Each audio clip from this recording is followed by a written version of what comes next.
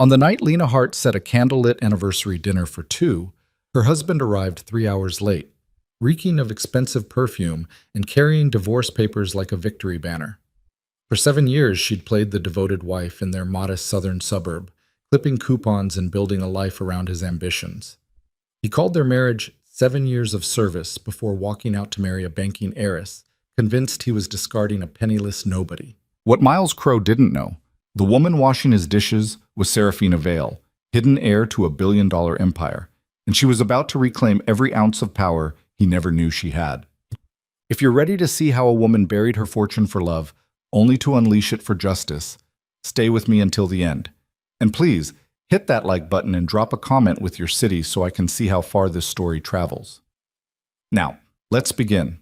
The Tuesday morning, Lena Hart's carefully constructed world began its final collapse, started like any other, with the smell of burnt coffee and the sound of her husband's impatient footsteps overhead.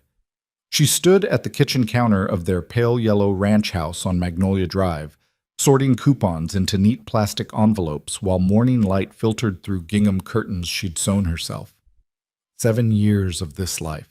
7 years of choosing which brand of cereal cost 8 cents less, of volunteering at the library, of being exactly what Miles Crow needed her to be. Uncomplicated, grateful, and small. The house itself was a monument to that smallness. 1,200 square feet of carefully budgeted comfort in a neighborhood where everyone knew your business and brought casseroles when you were sick. Lena had chosen it deliberately, back when she still believed ordinary could be enough. Back when she thought love might taste sweeter without the weight of expectations that came with her real name. Sarafina Vale. Even thinking it sent a cold finger down her spine. Not fear exactly, but the muscle memory of a life she'd deliberately amputated. The name still appeared quarterly in Forbes' lists of the world's most powerful people, always with the notation, "declined to comment," beside the estimated net worth that made most small nations look poor. But that woman, cool, calculating, born into boardrooms and billion-dollar decisions, had been carefully buried 7 years ago beneath layers of suburban camouflage so thick that even she sometimes forgot the truth. Almost. "Lena!" Miles's voice carried down the stairs with the edge it had developed over the past year. Sharp enough to cut, but not quite cruel enough to bleed. "Where's my blue tie? The silk one?" "Hanging in your closet," she called back, her voice automatically softening into the tone he preferred. Accommodating, pleasant, forgettable. Right side, next to the gray suit. She heard him moving above her, his expensive shoes, the ones she'd saved 3 months to buy him for his birthday, clicking against the hardwood she'd refinished herself one summer while he attended a critical conference in Miami. The conference where he'd first mentioned Celeste Barron's name casually, like it meant nothing. It had meant everything. Lena's hands stilled over the coupons. She'd become an expert at reading the spaces between Miles' words, the silences that spoke louder than his increasingly frequent absences. Celeste Barron, daughter of Vernon Barron, whose banking empire controlled enough capital to make politicians nervous and competitors extinct. Miles had been working on a major deal with Barron Financial for 8 months now, coming home later and later, his clothes carrying perfume that cost more per ounce than their monthly grocery budget. She'd tried not to notice, tried to believe in the man she'd married, the one who'd swept her off her feet at a charity gala she'd attended under her assumed name, the one who'd made her laugh with stories about his modest upbringing and big dreams. The one who hadn't known she could buy his dreams 1,000 times over and still have enough left to purchase the city they stood in. That man had been real once. She was almost sure of it. "Finally," Miles muttered, appearing in the kitchen doorway with the tie draped around his neck, leaving both ends hanging. A summons. For 7 years, Lena had tied his ties every morning, and somewhere along the way, it had stopped being intimacy and become obligation. She set down her coupons and crossed to him, her hands moving through the familiar Windsor knot while he scrolled through his phone, not looking at her. Up close, she could smell his cologne, the expensive bottle that had appeared in their bathroom 3 months ago, the one he'd laughed off as a client gift when she'd asked about it. "Big day?" she asked softly, watching her hands work. "Potentially." His eyes never left his screen. "Vernon's announcing a major expansion today. If everything goes right, I'll be heading the new division." "That's wonderful, Miles. I'm so proud of you." The words tasted like ash, but she'd learned to swallow ash and smile. That was what you did when you loved someone who was slowly learning not to love you back. We'll see. He finally glanced down at her, and something in his expression made her fingers falter on the silk. It was the way he looked at her lately, like she was furniture he'd grown tired of, useful but uninspiring. You got everything you need for the week? I might be staying late several nights? Of course. She finished the knot, smoothing it against his chest. I have my book club Thursday, but otherwise I'll be here. Book club. He said it like she'd announced plans to watch paint dry. Right. Very important. There was a time when he'd asked about her books, genuinely interested in her thoughts. There was a time when he'd called her brilliant, when her opinions had mattered to him. But that was before he'd started climbing, before he'd realized that the world he wanted entry to didn't care about brilliant wives who clipped coupons and drove 8-year-old sedans. They cared about wives who came with portfolios and pedigrees. I should go, Miles said, already turning away. Don't wait up tonight. This deal's at a critical stage. Miles? She caught his arm, hating the neediness in her voice, but unable to stop it. It's Tuesday. He stared at her blankly. We always have dinner together on Tuesdays, she continued, feeling something crack in her chest. It's our night, remember? For a moment, something almost like guilt flickered across his face. Almost. Then it hardened into impatience. Lena, I'm trying to build something here, something bigger than Tuesday night pot roast in a kitchen that's barely bigger than a closet. I thought you understood that. The words hung between them like a slap that hadn't quite landed. I do understand, she said quietly. I just miss you. Yeah, well. He pulled his arm free, checking his watch, the Rolex she'd given him for their 5th anniversary, bought with money carefully skimmed from her monthly allowance from the trust that legally didn't exist. Some of us are trying to make something of ourselves. Not everyone can be content with. He gestured vaguely at their kitchen, at her worn jeans and bare feet, at the life she'd built around him like a shrine.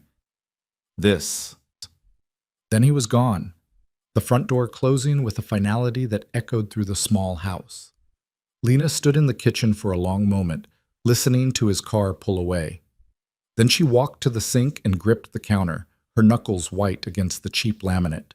In another life, in the life she'd abandoned, she would have made a single phone call and ended Miles Crow's career before lunch. Would have had a full dossier on Celeste Barron's family on her desk by dinner, complete with every skeleton in their impeccably decorated closets. Would have dismantled Vernon Barron's empire like a child's blocks, methodically and without mercy, just to prove a point. But that woman had been lonely. That woman had attended galas where everyone wanted something, dated men who saw dollar signs before they saw her face, lived in a penthouse that echoed with emptiness despite being filled with priceless things. So she'd run, created Lena Hart, complete with backstory, modest bank account, and a carefully constructed past that would survive any casual investigation. She'd wanted to know what it felt like to be chosen for herself, to build something real with someone who loved her for reasons that had nothing to do with the empire she'd inherited at 23 when her parents died in a plane crash over the Alps. The irony was almost funny. She'd hidden her billions to find authentic love, and found a man who was leaving her because she wasn't rich enough. Mrs. Hart?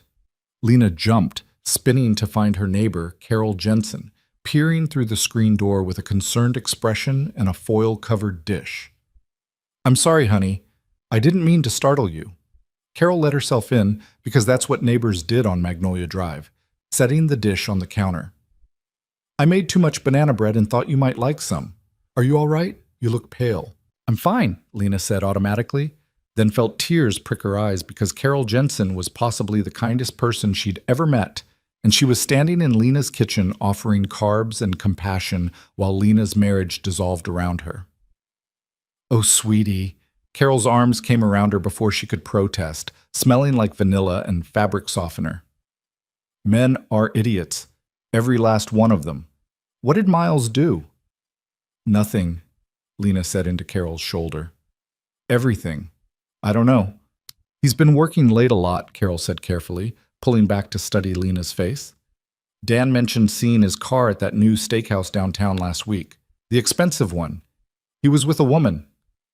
There it was, the truth she'd been avoiding, spoken aloud in her kitchen while banana bread cooled on the counter. Young thing, Carol continued, her voice gentle but firm. Blonde. Looked like money. I told Dan to mind his business, but then I thought, well, you're my friend. You should know. Thank you, Lena whispered. I suspected. What are you going to do? Lena thought about that question. In her old life, the answer would have been swift and surgical. But this life, this small, fragile life she'd built on hope and deliberate blindness, didn't have room for the woman she used to be. I don't know, she said honestly. Try to fix it, I guess. Try to remember why we fell in love. Carol's expression suggested she thought that ship had sailed, but she was too kind to say it. Instead, she squeezed Lena's hand. You're stronger than you know, honey, and you're worth more than how any man treats you. Don't forget that. After Carol left, Lena stood in her kitchen and made a decision. She would fight for her marriage. Not with weapons from her old life, but with the only tools Lena Hart had: persistence, patience, and the desperate hope that somewhere inside the ambitious stranger her husband had become, the man she'd married still existed. She spent the day cleaning house with an intensity that bordered on manic, scrubbing years of accumulated life from baseboards and windows until everything gleamed. She drove to the fancy grocery store across town, the one where she usually didn't shop because the prices made her invented budget ache, and bought ingredients for Miles' favorite meal: filet mignon, roasted potatoes with rosemary, the good wine. Their anniversary was 3 weeks away, but she couldn't wait that long. She would make tonight special, would remind him of who they'd been when they started this journey. By 6 o'clock, the table was set with the wedding china they never used. Candles flickered in the dimming light, and Lena had changed into the blue dress Miles had once said made her eyes look like sapphires. She'd even splurged on new lipstick, a deep red that felt like war paint. 6:30 came and went. She texted him. Surprise waiting at home. Come hungry. 7 o'clock. She reheated the potatoes. 7:30. The steaks went from perfect medium rare to tough. 8 o'clock. The candles burned down to stubs. At 8:45, her phone finally buzzed. Not a call. A text. Working late. Told you not to wait up. Lena stared at those 9 words until they blurred. Then she very carefully stood up, walked to the kitchen, and threw her phone into the sink. It didn't shatter the way she wanted it to. Nothing ever did. She left everything on the table, the cold food, the burned-down candles, the carefully constructed hope, and walked upstairs to their bedroom. Their bed was neatly made, the way she made it every morning after Miles left. His side still showed the impression of his body from the night before, a shallow indent that would disappear with the next washing. She lay down on her side, curled into herself, and let the truth settle into her bones. Her husband was having an affair. Her marriage was ending. And the life she'd built, this small, ordinary, supposedly real life, was a lie just as elaborate as the one she'd escaped. Somewhere in the city, in whatever expensive restaurant or hotel room Miles was occupying, he was probably laughing, probably feeling free, unburdened by the mediocre wife who didn't understand his ambitions, probably planning a future that had no room for a woman who bought day-old bread and mended her own clothes. He had no idea who she really was, no idea what she'd given up to be his wife, no idea that the woman currently crying into her pillow could destroy his precious dreams with a single phone call. But she wouldn't, because Sarafina Vale was dead and buried, and Lena Hart still believed in fighting fair. She just didn't know yet that Miles Crow had never believed in fighting fair at all. The next morning, Lena woke to an empty bed and a text that felt like a knife between her ribs. Need space to think. Staying at office apartment for a few days. Office apartment. The one-bedroom corporate rental that his company kept for out-of-town executives. Miles had never been an out-of-town executive. He'd been her husband, sleeping beside her every night for 7 years. Past tense. Had been. She got up mechanically, went through the motions of coffee and shower and clothes. The house felt different without his presence. Bigger, somehow, echoing with silence that used to feel peaceful, but now just felt empty. When she came downstairs, she found the dining room exactly as she'd left it.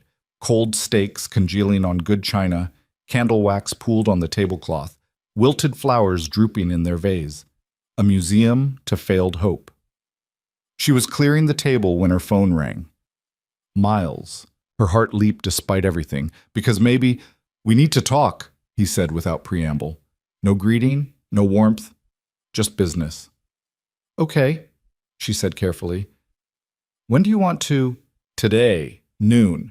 There's a cafe on Marshall Street. Bernard's." Bernard's. The place where they'd had their first date 7 years ago. Where he'd told her about his dreams and she'd fallen in love with his passion. Where everything had started. "I'll be there," she said. He hung up without saying goodbye. Lena stood in her kitchen holding her phone, and something cold settled in her chest. This wasn't reconciliation. Reconciliation didn't happen at public cafes in the middle of the day. Reconciliation happened in living rooms and bedrooms, in private spaces where tears were allowed. This was an ending. She arrived at Bernard's 15 minutes early, took a table by the window, and ordered water she didn't drink. The cafe had changed since their first date, been renovated, made trendier, more expensive. But the bones were the same. She could still see them in the corner booth where Miles had reached across the table and taken her hand, his eyes full of wonder that someone like her would give him the time of day. If he'd only known. He arrived exactly at noon, wearing the suit she'd sent to the dry cleaners last week and carrying a leather messenger bag she didn't recognize. Expensive. New. He looked good. Better than good, actually. He looked like success, like a man who'd finally grown into the life he'd always wanted. He looked nothing like the man she'd married. "Lena." He sat down across from her, not quite meeting her eyes. "Thanks for coming." "Of course." Her voice came out steadier than she felt. "Miles, about last night—" "Let me talk first." He set the messenger bag on the table between them like a barrier. "I've been thinking a lot about us, about our marriage, about what I want from life." Each sentence landed like a stone in still water, sending ripples of dread outward. "I've changed," he continued, finally looking at her. "I've grown. My career is taking off in ways I never imagined possible. Vernon Barron sees potential in me, real potential. He's offering me opportunities that could change everything." "That's wonderful," Lena said carefully. "I've always believed in you." "I know you have, but—" He paused, seeming to gather himself. "Lena, you're stuck. We're stuck. This life—" He gestured vaguely, encompassing their history, their home, their years together. "It's too small for where I'm heading." The words were a scalpel, precise and devastating. "We can grow together," she said, hating the pleading edge in her voice. "Whatever you need, we can—" "I need someone who fits." The words came out harsh, then he softened them with visible effort. "I need a partner who understands the world I'm entering. Someone who can stand beside me at charity galas and investor dinners. Someone who knows which fork to use and how to dress for these things. Someone whose family has connections that matter. Someone like Celeste Barron." His face confirmed everything before his mouth could catch up. "How did you— Does it matter?" Lena felt something inside her crystallize, harden. "How long, Miles?" 6 months. He had the grace to look uncomfortable. "It just happened. We were working together, spending time together. She understands this world. She fits. And I don't. You're a wonderful person, Lena. You've been a good wife. But we want different things now. I need someone who can help me build an empire, not someone who's content clipping coupons in a 1,200 square foot house." There it was, the truth beneath all the careful words. She wasn't enough because she'd deliberately made herself not enough. Because she'd buried her empire to play house with a man who'd wanted her for all the wrong reasons anyway. Not for her mind or heart, but for her serviceability. Her willingness to be small so he could feel big. "What do you want, Miles?" she asked quietly. He reached into the messenger bag and pulled out a thick manila envelope. "I had my lawyer draw these up. I'm trying to be fair. Divorce papers." He'd brought divorce papers to the cafe where they'd fallen in love. "I'm not asking for anything from you," he continued quickly, like that made this better. "You can keep the house. It's in your name anyway. I've already moved my things to a new place. Celeste and we're getting married. Her family's throwing us an engagement party next month. Society page and everything."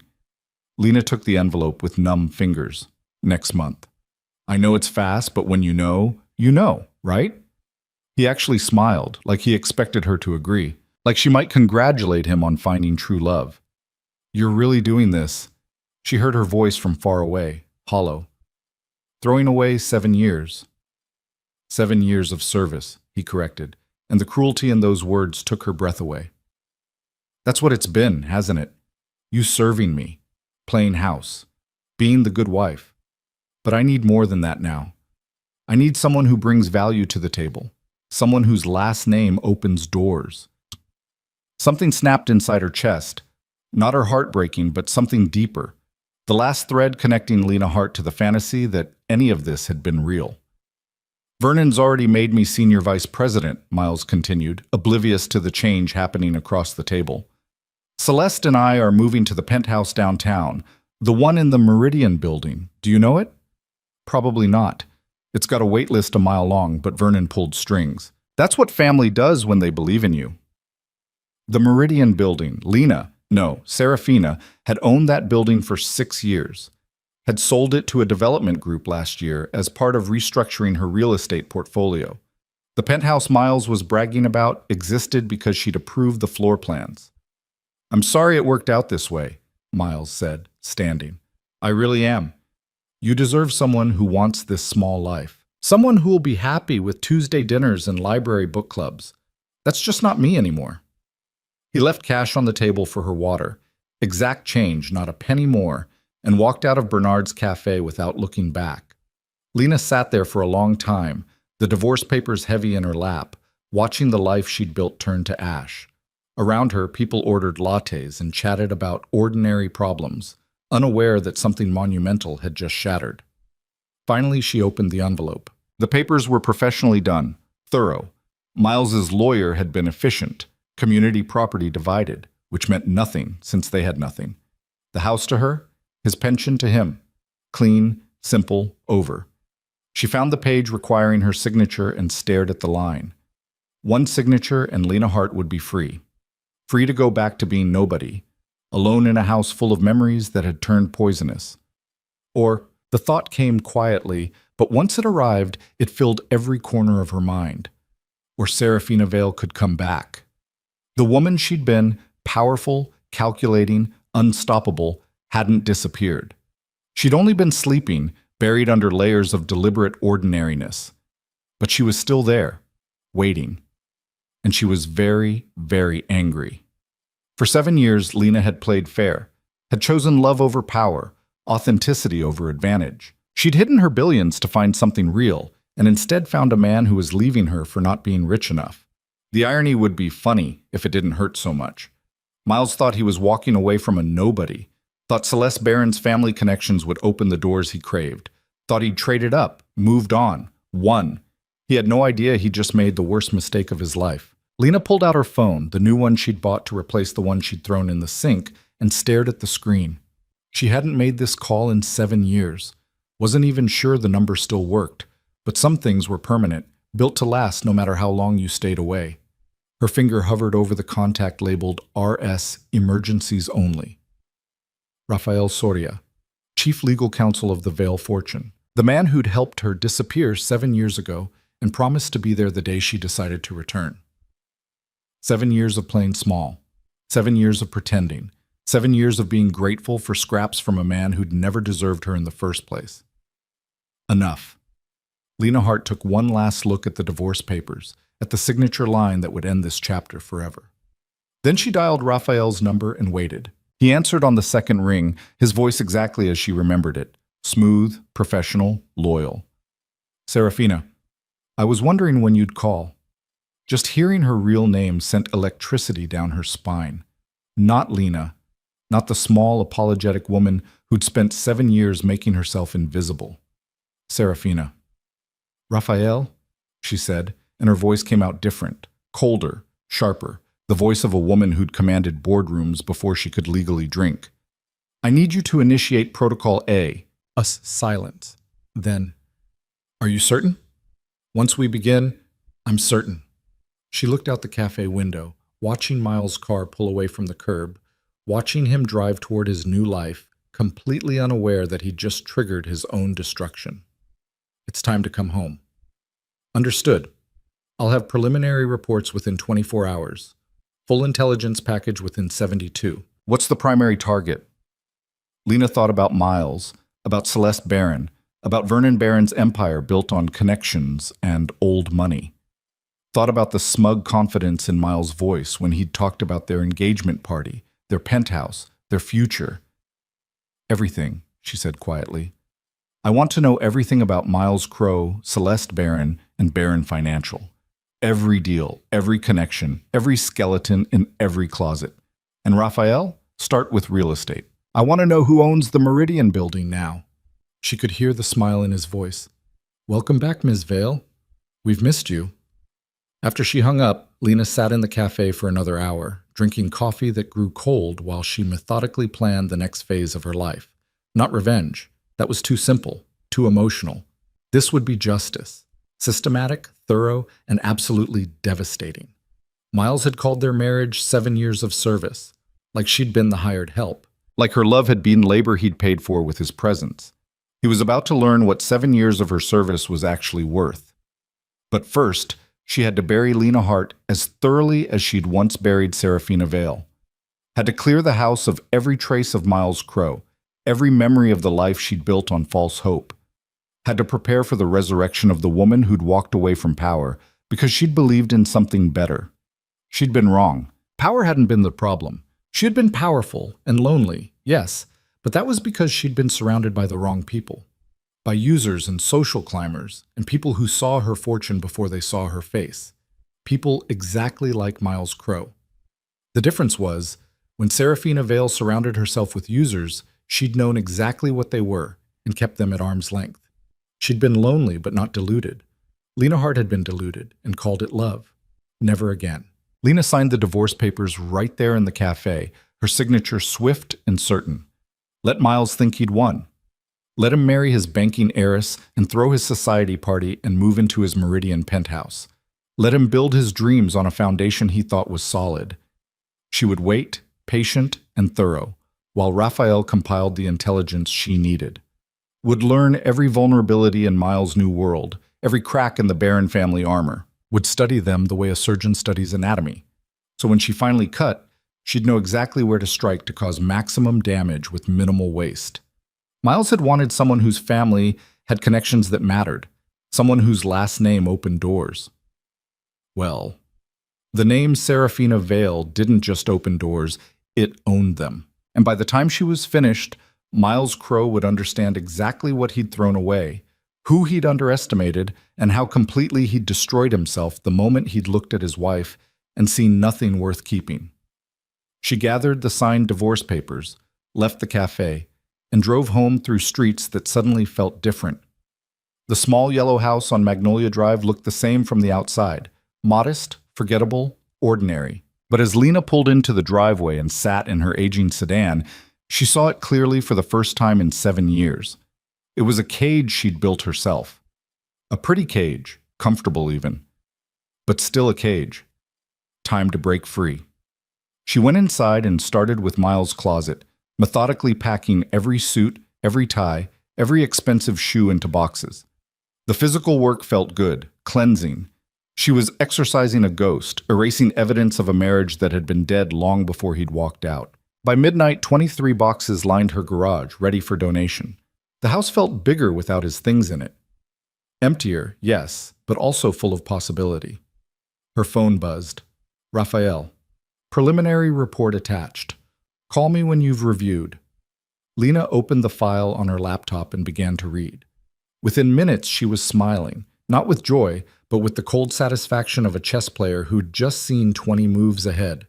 Miles and Celeste thought they were building an empire. They had no idea they were actually building a house of cards, and Sarafina Vale was about to start blowing.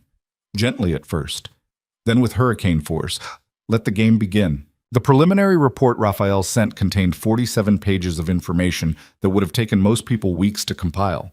He'd done it in 18 hours, which was exactly why Sarafina had kept him on retainer even during her 7-year disappearance. She read it twice, making notes in the margins the way she used to, her mind cataloging vulnerabilities and opportunities with the precision of a machine that had merely been powered down, not dismantled. Miles Crow's meteoric rise at Barron Financial wasn't quite the merit-based success story he'd probably told himself. Vernon Barron had been positioning him deliberately, grooming him not as a protege but as a future son-in-law. Every promotion, every opportunity, every door that had opened, all of it had been orchestrated the moment Celeste had decided she wanted him. The timeline was almost funny. Celeste had attended a corporate mixer 8 months ago where Miles had been schmoozing potential clients. According to Raphael's sources, she'd pointed him out to her father that very night with the words, "I want that one," like she was selecting a handbag. Vernon, who'd built his empire partly by indulging his daughter's whims and partly by recognizing useful tools when he saw them, had made it happen. Miles thought he'd earned his success through talent and hard work. He had no idea he'd been selected, acquired, and deployed like any other asset in the Baron portfolio. Sarafina almost felt sorry for him. Almost. The rest of the report detailed the Baron family's business operations with the kind of thoroughness that came from having unlimited resources and 7 years of pent-up motivation. Vernon Baron ran a tight ship. His banking empire was legitimate, profitable, and largely scandal-free on the surface. But Raphael had found the cracks. Because there were always cracks when you knew where to look. Aggressive lending practices that skirted regulatory lines, political donations that bought favorable treatment, a pattern of acquiring smaller competitors through tactics that were legal but barely ethical. Nothing explosive, but plenty that would make investors nervous if it became public knowledge. And then there was the Meridian building sale. Sarafina smiled when she read that section. The development group that had purchased it from her was actually a subsidiary of Baron Financial, hidden behind 3 layers of shell companies. Vernon had been quietly expanding into real estate development, likely planning to flip the property for double what he'd paid once the neighborhood finished gentrifying. The penthouse Miles was so proud of? He was essentially living in a property his future father-in-law owned, in a building Sarafina had sold for strategic reasons Vernon probably didn't even understand. The symmetry was almost poetic. She closed the laptop and looked around her small kitchen. Tomorrow, contractors would arrive to pack everything she owned, which wasn't much, since Lena Hart had lived simply by design. She'd already arranged for the house to be cleaned, staged, and listed with a premium realtor. It would sell quickly in this neighborhood, and the proceeds would go to the women's shelter where she'd volunteered for 6 years. Lena Hart would vanish as completely as she'd appeared, leaving nothing behind but fading memories and a generous, anonymous donation. Meanwhile, Sarafina Vale would resurrect herself in Manhattan, where she maintained a penthouse that made the Meridian building look modest. A penthouse that had sat empty for 7 years, maintained by a staff who'd been paid generously to keep it ready for her return. Her phone rang. Raphael, right on schedule. "Did you review the preliminary?" he asked. "Thoroughly. I need the full intelligence package by Friday, and I want you to activate the legal team. All of them." "The entire firm?" Raphael's voice carried a note of satisfaction. He'd been running the Vale legal operations on autopilot for 7 years, handling the trust and investments with meticulous care. But Sarafina could hear the excitement underneath his professional tone. This was what he'd been trained for. Not maintenance, but warfare. "What's the primary objective?" "Baron Financial." She stood and walked to the window, looking out at Magnolia Drive, where Carol Jensen was walking her dog, and Mr. Peterson was trimming his hedges. Normal people living normal lives, unaware that in this unremarkable yellow house, someone was planning a corporate execution. "I want a complete analysis of their holdings, their vulnerabilities, and their expansion plans. Every business decision they've made in the last 2 years, every deal in progress, every investment they're courting." You're going after Vernon Baron. It wasn't a question. "I'm going after everyone who thought they could use people as stepping stones." She watched Carol wave at Mr. Peterson, watched them exchange pleasantries about the weather. Miles wanted a wife whose family had connections that mattered. "I'm going to show him exactly what that means." "Understood. I'll have the team start immediately. Should I arrange transportation back to Manhattan?" "Not yet. The divorce isn't final for 60 days. I'll stay here, finish what needs finishing as Lena Hart. Let Miles and Celeste enjoy their engagement. Let them plan their society wedding. Let them feel safe. And then? And then Sarafina Vale will remind the world she never really left." After she hung up, Sarafina, because that's who she was now, even in this small kitchen, allowed herself a moment of grief for what she'd lost. Not Miles, surprisingly. Somewhere in the reading of Raphael's report, she'd realized that the man she'd married had never really existed. She'd fallen in love with a performance, with the idea of being chosen for herself rather than her fortune. But she'd never actually been chosen at all. Miles had married Lena because Lena was easy, undemanding, useful, a comfortable placeholder until someone better came along. He probably never loved her, not really. He'd loved what she provided, a clean house, home-cooked meals, unwavering support, and most importantly, no expectations that would interfere with his ambitions. The moment those ambitions required a different kind of wife, he'd discarded her without hesitation. No, she didn't grieve Miles. She grieved the 7 years she'd wasted pretending ordinary could be enough. The 7 years she'd deliberately made herself small, invisible, forgettable. The 7 years she'd abandoned her true self for a fantasy that had never been real. Those years were gone, and she couldn't get them back. But she could make damn sure they counted for something. The next morning, Sarafina woke early and did something she hadn't done in 7 years. She went for a run in the expensive athletic wear she'd kept hidden in the back of her closet, then came home and made a single phone call to her personal trainer in Manhattan.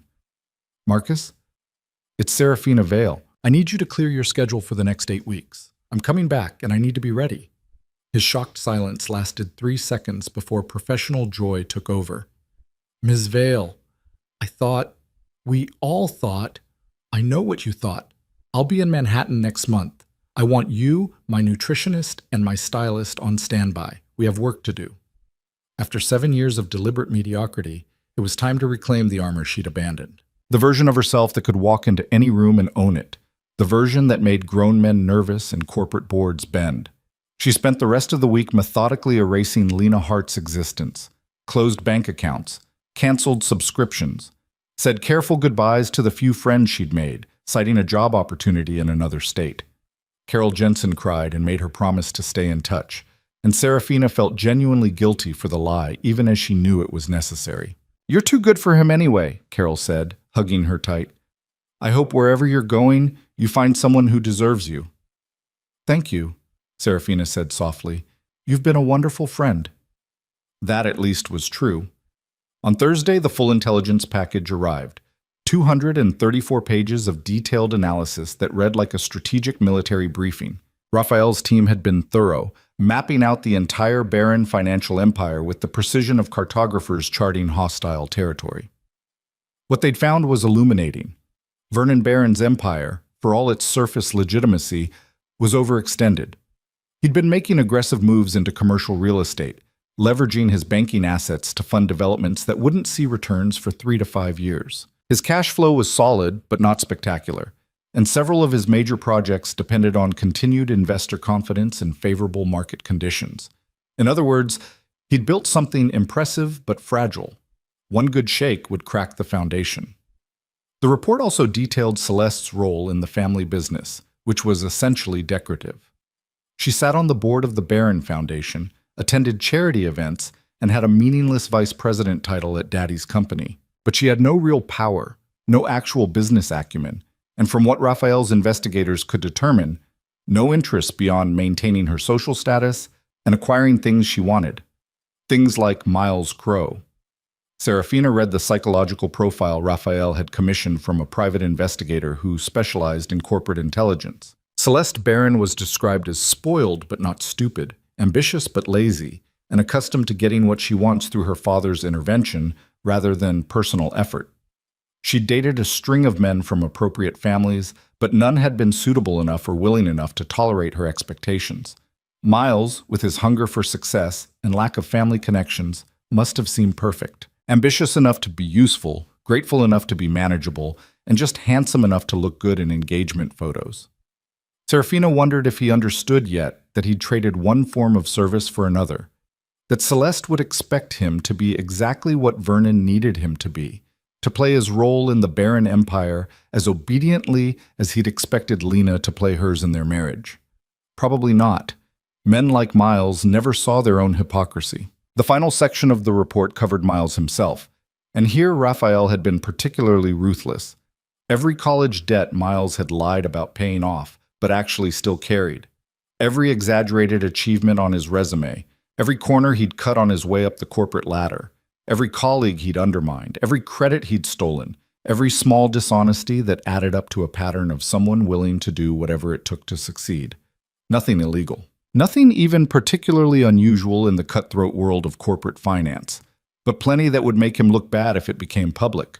Plenty that would embarrass the Barron family if their future son-in-law's past got the wrong kind of attention.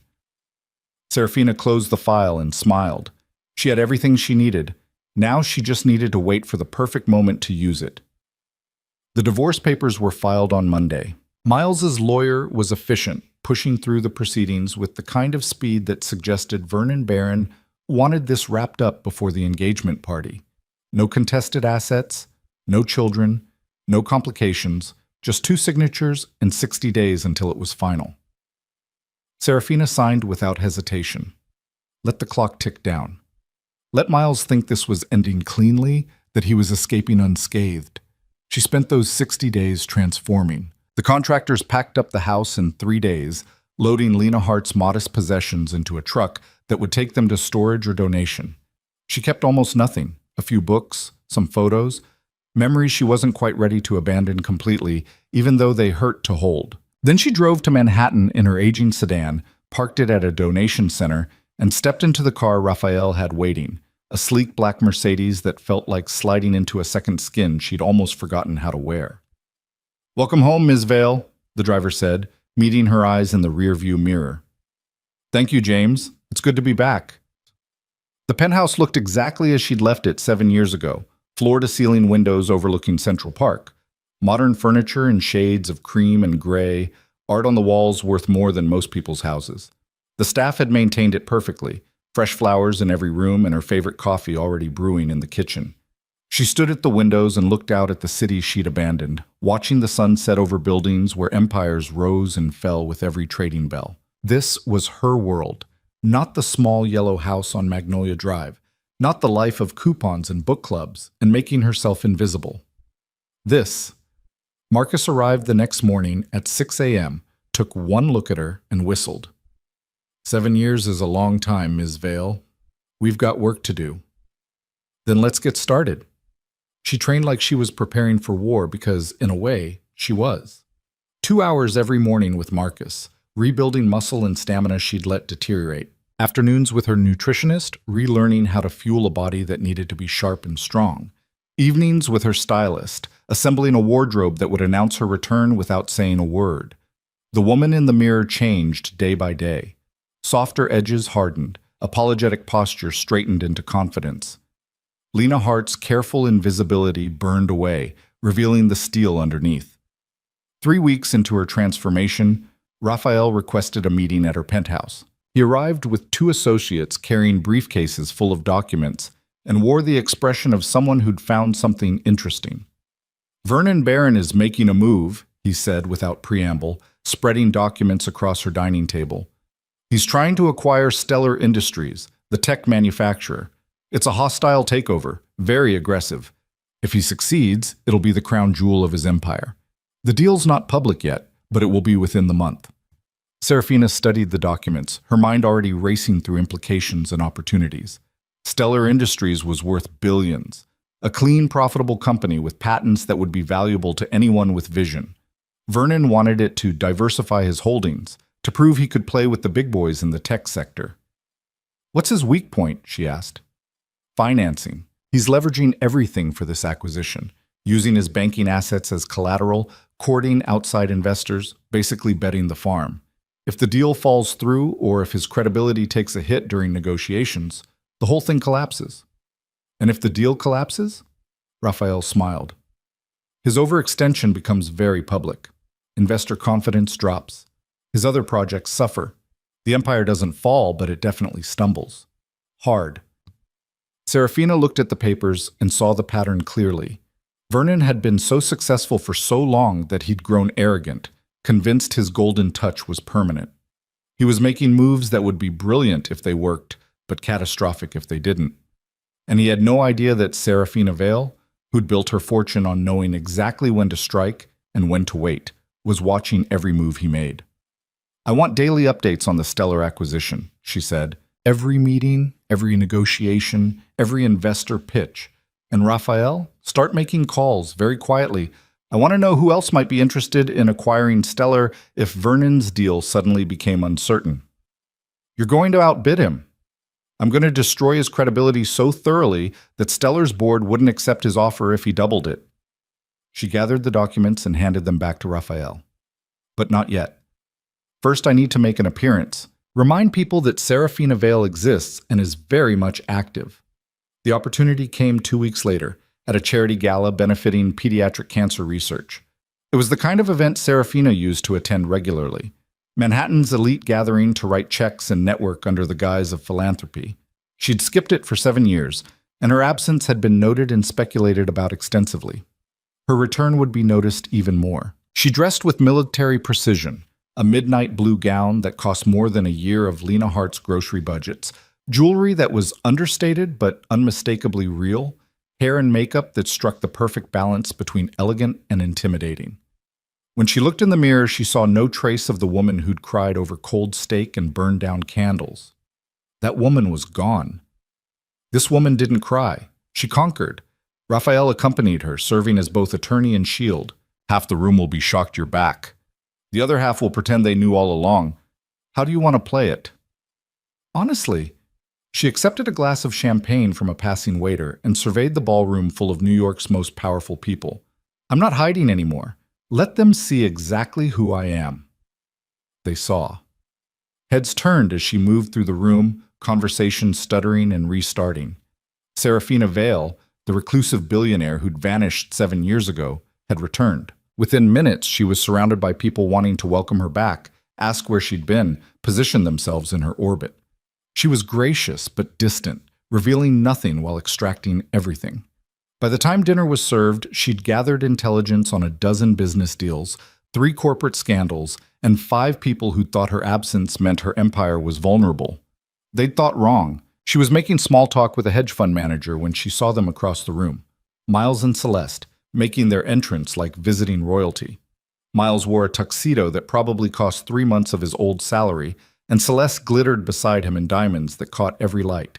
They looked perfect together, like they'd been designed as a matched set.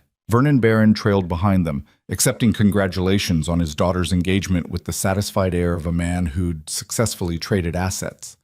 Sarafina watched them work the room, watched Miles shake hands and laugh, with men who would have intimidated him a year ago. He looked comfortable now, confident in his new world, like he belonged. She wondered how long that confidence would last. Ms. Vale? Raphael's voice was quiet beside her. They don't know you're here yet. We can avoid them if you'd prefer. No. She set down her champagne and straightened her shoulders. I think it's time for a reunion. She crossed the ballroom with deliberate steps, watching the moment Miles saw her. His eyes went wide, confusion flickering across his face because something was familiar, but he couldn't quite place what. Then recognition hit, and he went pale. Celeste noticed his reaction and followed his gaze, her perfect smile freezing in place. Sarafina stopped directly in front of them, close enough that they had no choice but to acknowledge her. Hello, Miles, she said pleasantly. It's been a while. His mouth opened and closed like a fish drowning in air. Lena, what are you Oh, I'm sorry. I should clarify. She extended her hand to Celeste with a smile that didn't reach her eyes. Sarafina Vale. I don't believe we've been properly introduced, though I've heard so much about you. Celeste's handshake was automatic, her expression caught between confusion and growing horror as she processed the name. Sarafina Vale. The Sarafina Vale. Is there another? Sarafina turned back to Miles, who looked like he might be sick. You seem surprised to see me, Miles. I thought you'd be happy. After all, you said you needed a wife whose family had connections that mattered, whose last name opened doors. She paused, letting him see the full weight of what he'd thrown away. You were absolutely right. It makes all the difference. You're... Miles couldn't seem to form complete sentences. How is this possible? Well, when a woman with significant resources decides she wants to experience normal life, she can create a very convincing illusion. I was Lena Hart for 7 years. It was educational. I learned a lot about who people really are when they think you have nothing to offer them. But Vernon Barron had joined them now, his political instincts sensing something dangerous happening. Ms. Vale, what a pleasure to see you back in circulation. My daughter, Celeste, and her fiancé, Miles Crow. Oh, Miles and I know each other quite well. Sarafina's smile was razor sharp. We were married, actually. Well, still are for another 3 weeks, technically. Until the divorce is final. The color drained from Vernon's face as he understood the implications. His daughter's fiancé was still married to one of the wealthiest, most powerful women in the country. The optics alone were a disaster. There must be some mistake, Vernon said carefully. Miles, you said your ex-wife was nobody, Sarafina finished for him. Yes, that's what I wanted him to think. It made the whole experience more authentic. She turned to Celeste.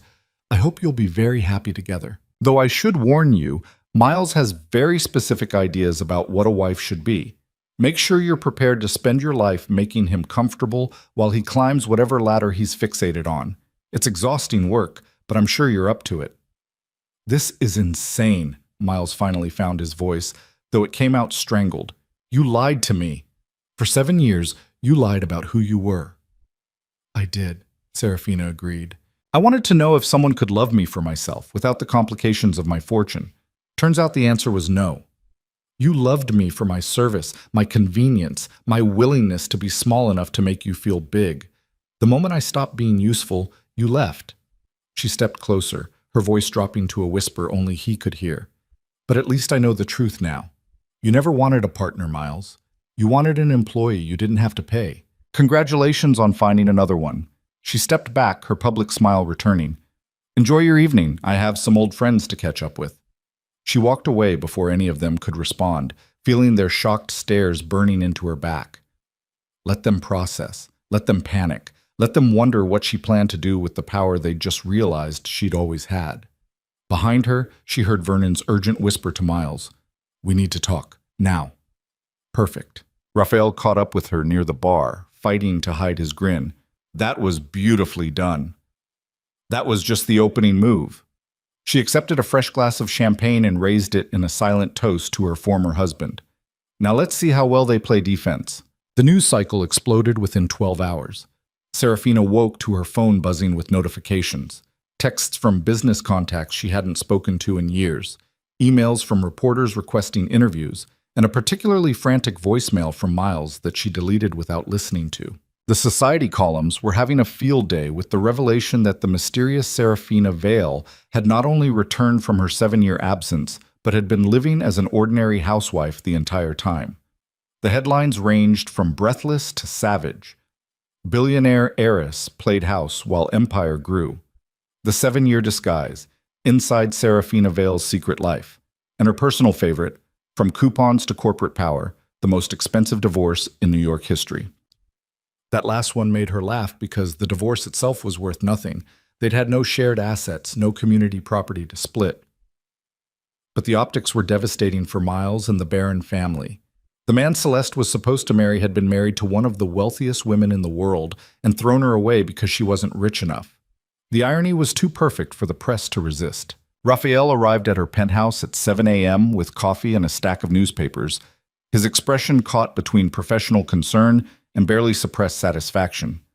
Vernon Barron's PR team has been working overtime, he said, spreading the papers across her breakfast table. They're trying to spin this as a romantic narrative. Young love overcoming obstacles, Miles and Celeste's connection transcending his past. But the society pages aren't buying it. Too many people remember you from before. Too many people are shocked you'd hide yourself like that. Sarafina skimmed the articles, noting which outlets were friendly to the Barons and which were sharpening their knives. What's Vernon doing about the Stellar acquisition? Doubling down. He's accelerating the timeline, trying to close the deal before this scandal affects his credibility. He's scheduled a major investor presentation for next week. Then we need to move faster. She set down the papers and looked at Raphael with the focused intensity that had built her empire. I want you to reach out to Thomas Chen at Meridian Capital, very quietly. Tell him I'm interested in discussing a partnership on a major tech acquisition. Don't mention Stellar specifically, but make sure he knows I'm looking at that sector. Thomas Chen was a legendary investor known for two things: his uncanny ability to spot winning opportunities and his pathological need to be on the winning side of every deal.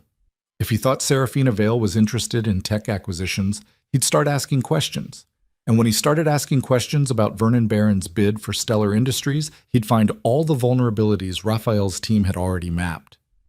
"You're going to use Chen to tank Vernon's credibility," Raphael said.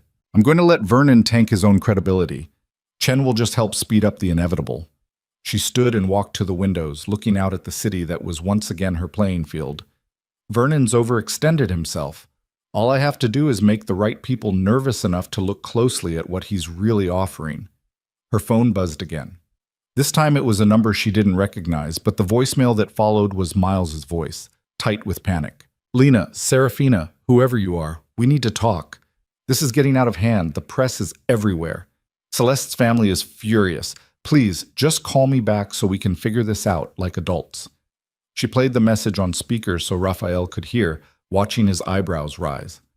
"Like adults," Raphael repeated. "That's rich, coming from a man who served divorce papers at the cafe where you had your first date." "He's scared." Sarafina deleted the message. "Vernon probably tore into him last night, explained exactly how badly he'd miscalculated. How marrying the ex-wife of Sarafina Vale makes him look either like a fool or a gold digger, depending on which narrative people prefer." "Are you going to call him back?" "No, let him panic. Panic makes people sloppy." She spent the rest of the day in meetings, reestablishing her presence in the business world with surgical precision. Lunch with the CEO of a pharmaceutical company she'd invested in years ago. Coffee with a tech entrepreneur who'd been trying to reach her for 3 years. Dinner with a group of investors who controlled enough capital to make Vernon Barron's empire look modest. Every conversation was carefully orchestrated. She didn't mention Vernon or Miles directly, but she made sure people understood she was back, active, and looking at opportunities in sectors that happened to overlap with Barron Financial's current expansion plans. By the time she returned to her penthouse that evening, the groundwork was laid. Now she just had to wait for the pieces to fall. They fell faster than she expected. 3 days after the gala, Vernon Barron requested a meeting. His assistant called Raphael's office with a tone that suggested the request was really a demand wrapped in politeness, asking if Ms. Vale might have time to discuss a matter of mutual interest. "He wants to negotiate," Raphael said when he relayed the message. "Probably offer you something if you'll back off and let the scandal die down." "Tell him I'm available tomorrow, 2 p.m. My office." She paused, considering. "And Raphael? Make sure security knows he's coming. I don't trust desperate men with everything to lose."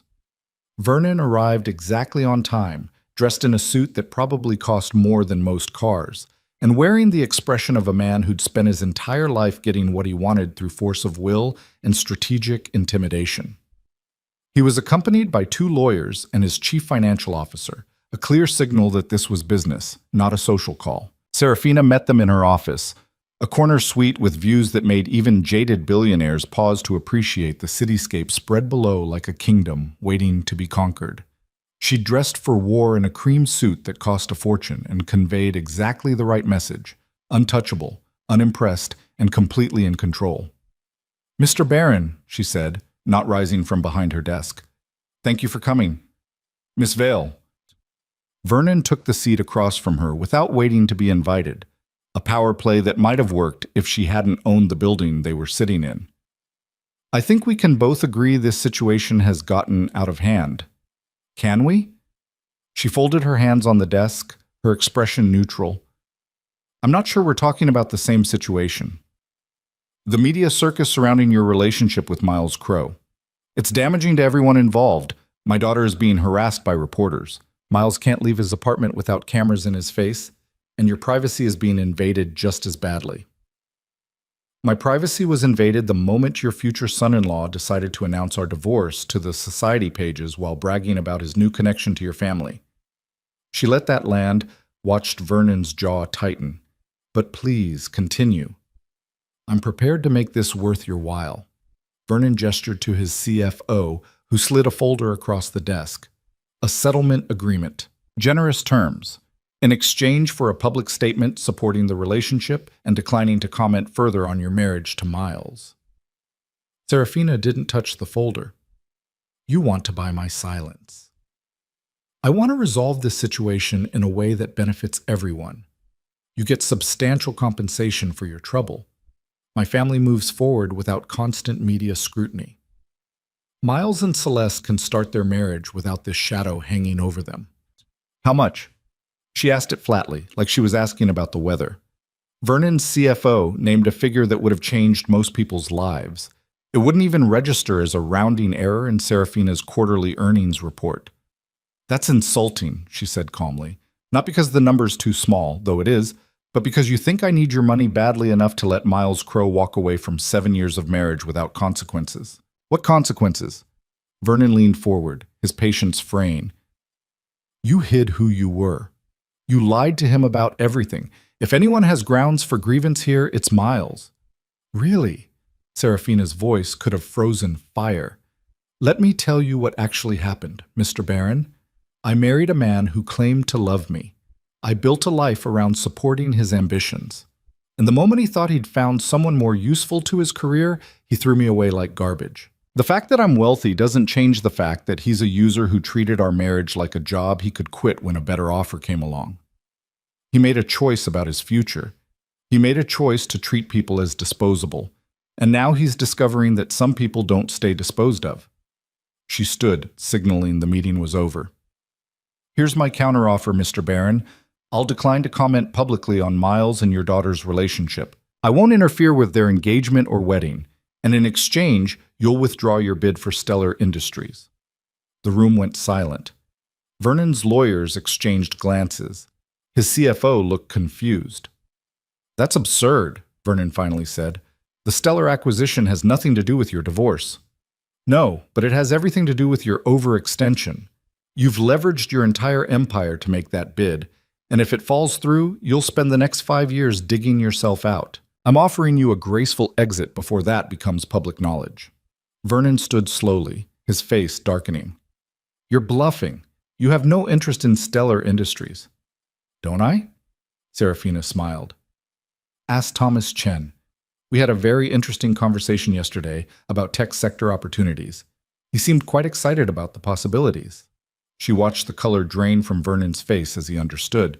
Thomas Chen was one of his key investors in the Stellar deal. If Chen pulled out because he thought Sarafina Vale was entering the bidding war, the whole acquisition would collapse. You're threatening to destroy a multi-billion-dollar deal because my daughter's fiancé divorced you? Vernon's voice was tight with rage. No, Mr. Barron, I'm threatening to let you destroy yourself by continuing to make aggressive moves you can't afford while your credibility is compromised by family scandal. I'm just offering you the chance to step back before you fall off the cliff you're currently running toward. She walked to the door and opened it. Think about it. You have until Friday to decide. Vernon looked like he wanted to say something scathing, but his lawyers were already pulling him toward the exit, recognizing a losing battle when they saw one. As they filed out, his CFO paused. For what it's worth, Ms. Vale, the man said quietly. I told him the Stellar timeline was too aggressive. He wouldn't listen. They rarely do, Sarafina said. Overconfidence is an expensive blind spot. After they left, Raphael emerged from the conference room where he'd been monitoring the meeting via video feed. That was a calculated risk, he said. If Vernon calls your bluff and you're not actually prepared to bid on Stellar, I'm prepared. She returned to her desk and pulled up a file on her computer. I had my team run the numbers. Stellar Industries would be a solid addition to my portfolio.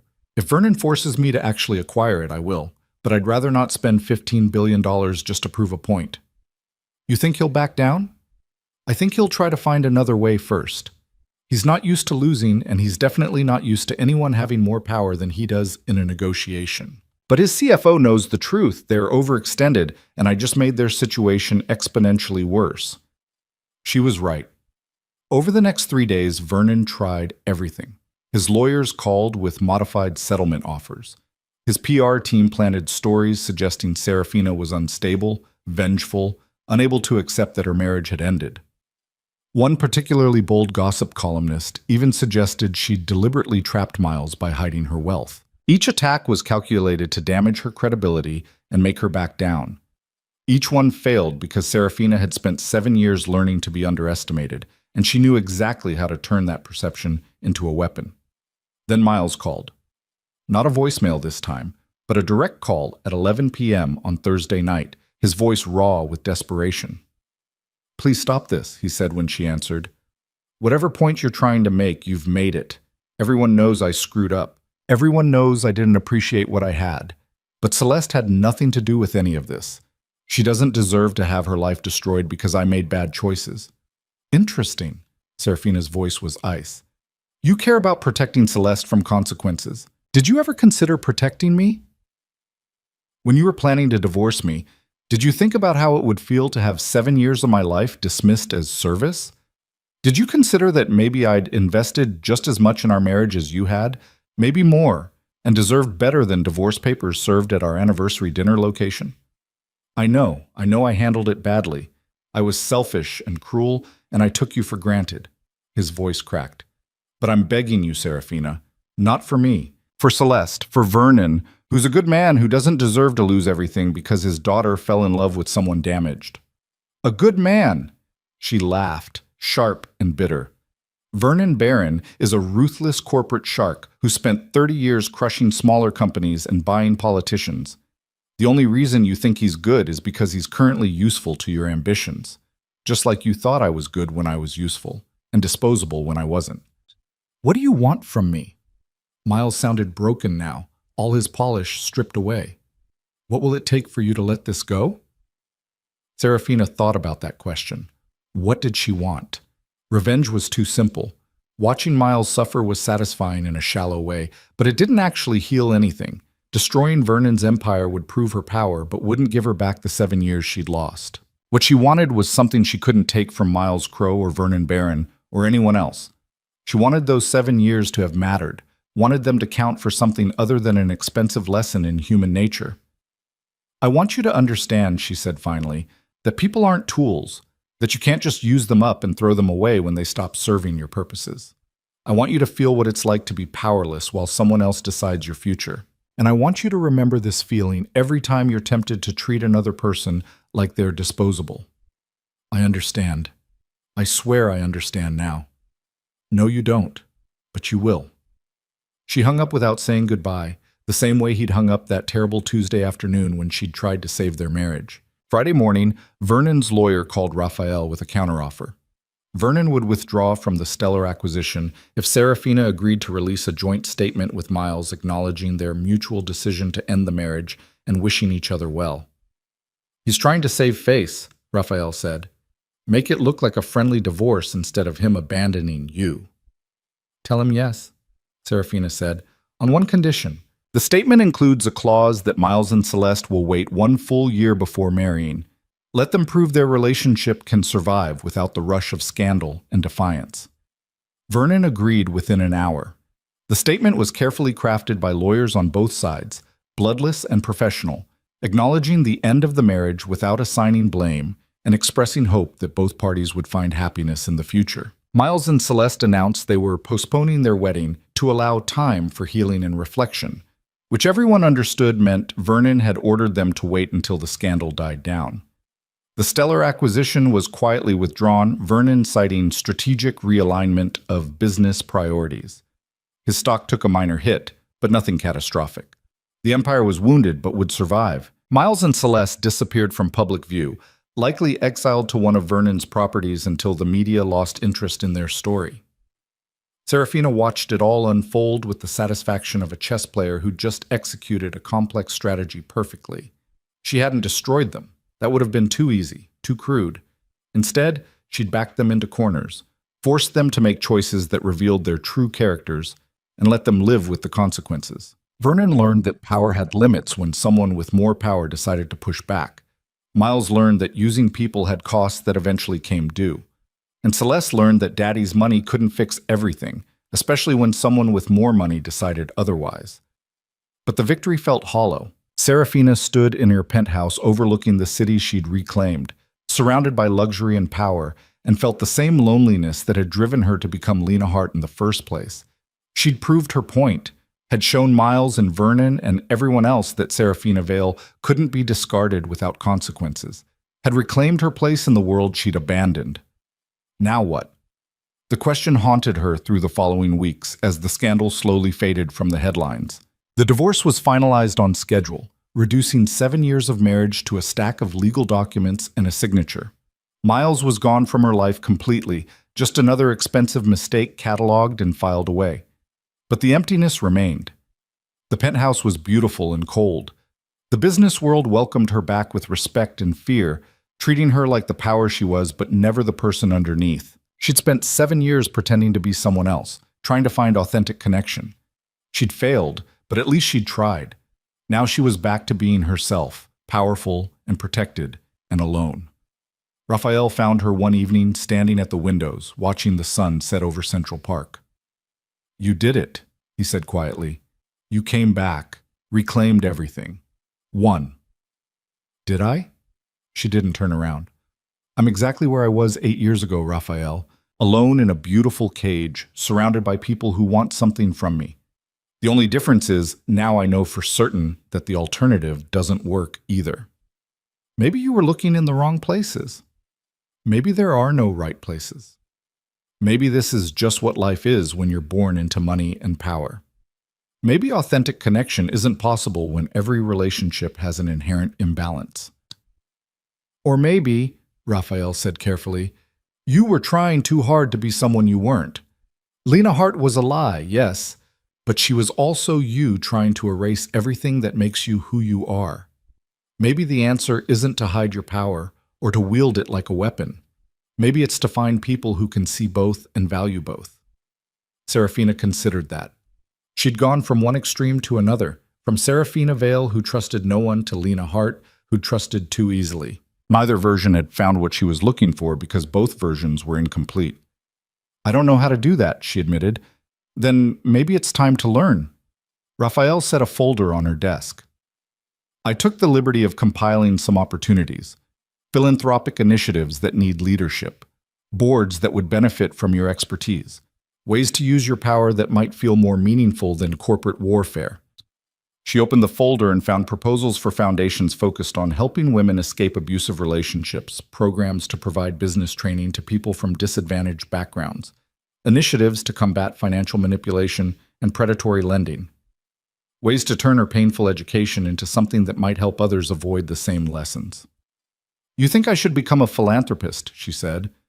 "I think you should become whatever version of yourself lets you sleep at night. The corporate Sarafina Vale is brilliant and powerful and lonely. Lena Hart was a fantasy that couldn't survive reality. Maybe there's a third option, someone who's honest about her power but uses it for more than just proving points."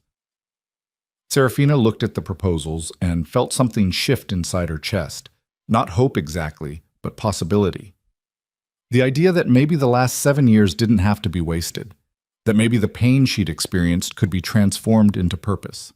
"I'll think about it," she said. That night she couldn't sleep. She kept thinking about all the women like Lena Hart, women who made themselves small for men who didn't deserve them, who stayed in relationships that slowly eroded their sense of self, who believed that love required self-erasure.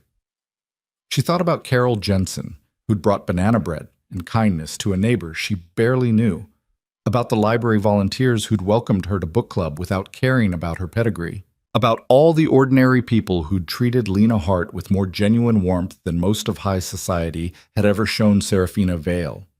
Maybe Raphael was right. Maybe there was a way to bridge those two worlds, to be powerful without being isolated, to be authentic without being vulnerable to users like Miles. Maybe she could build something that mattered more than winning corporate battles. The idea took root and grew, keeping her awake until dawn. By the time the sun rose over Manhattan, she'd made a decision. She would establish a foundation, properly funded, professionally managed, genuinely committed to helping people who found themselves trapped in the same patterns she'd experienced. Not revenge, not warfare, just the simple act of turning pain into purpose, of making sure her expensive mistakes might save someone else the same costs. It wouldn't erase the 7 years with Miles, wouldn't make the loneliness disappear overnight, but it was a start. A way forward that didn't require her to be either the ice queen or the invisible housewife. Maybe she could just be Sarafina, complicated, damaged, powerful, and finally ready to figure out what to do with all of it. She called Raphael at 6 a.m. "Set up meetings with foundation lawyers. I want this operational within 6 months. Full funding, real infrastructure, actual impact." And Raphael? I want to run it myself. Not delegate it to some board while I sit in my penthouse counting money. His voice carried surprise and approval. Understood. I'll start making calls. After she hung up, Sarafina stood at her windows and watched the city wake up. Somewhere out there, Miles was probably still asleep in his Meridian penthouse, Celeste beside him, both of them trapped in their year of waiting while Vernon rebuilt his damaged reputation. She didn't hate them anymore. Didn't even think about them much. They'd been necessary antagonists in her transformation, catalysts that forced her to stop hiding and start becoming whoever she was supposed to be next. But they weren't important. Not really. They were just people who'd revealed truths she'd needed to learn, painful as the education had been. What mattered now was what she did with those truths. How she rebuilt herself from the ashes of both her identities into something whole and real and purposeful. The corporate battles would continue.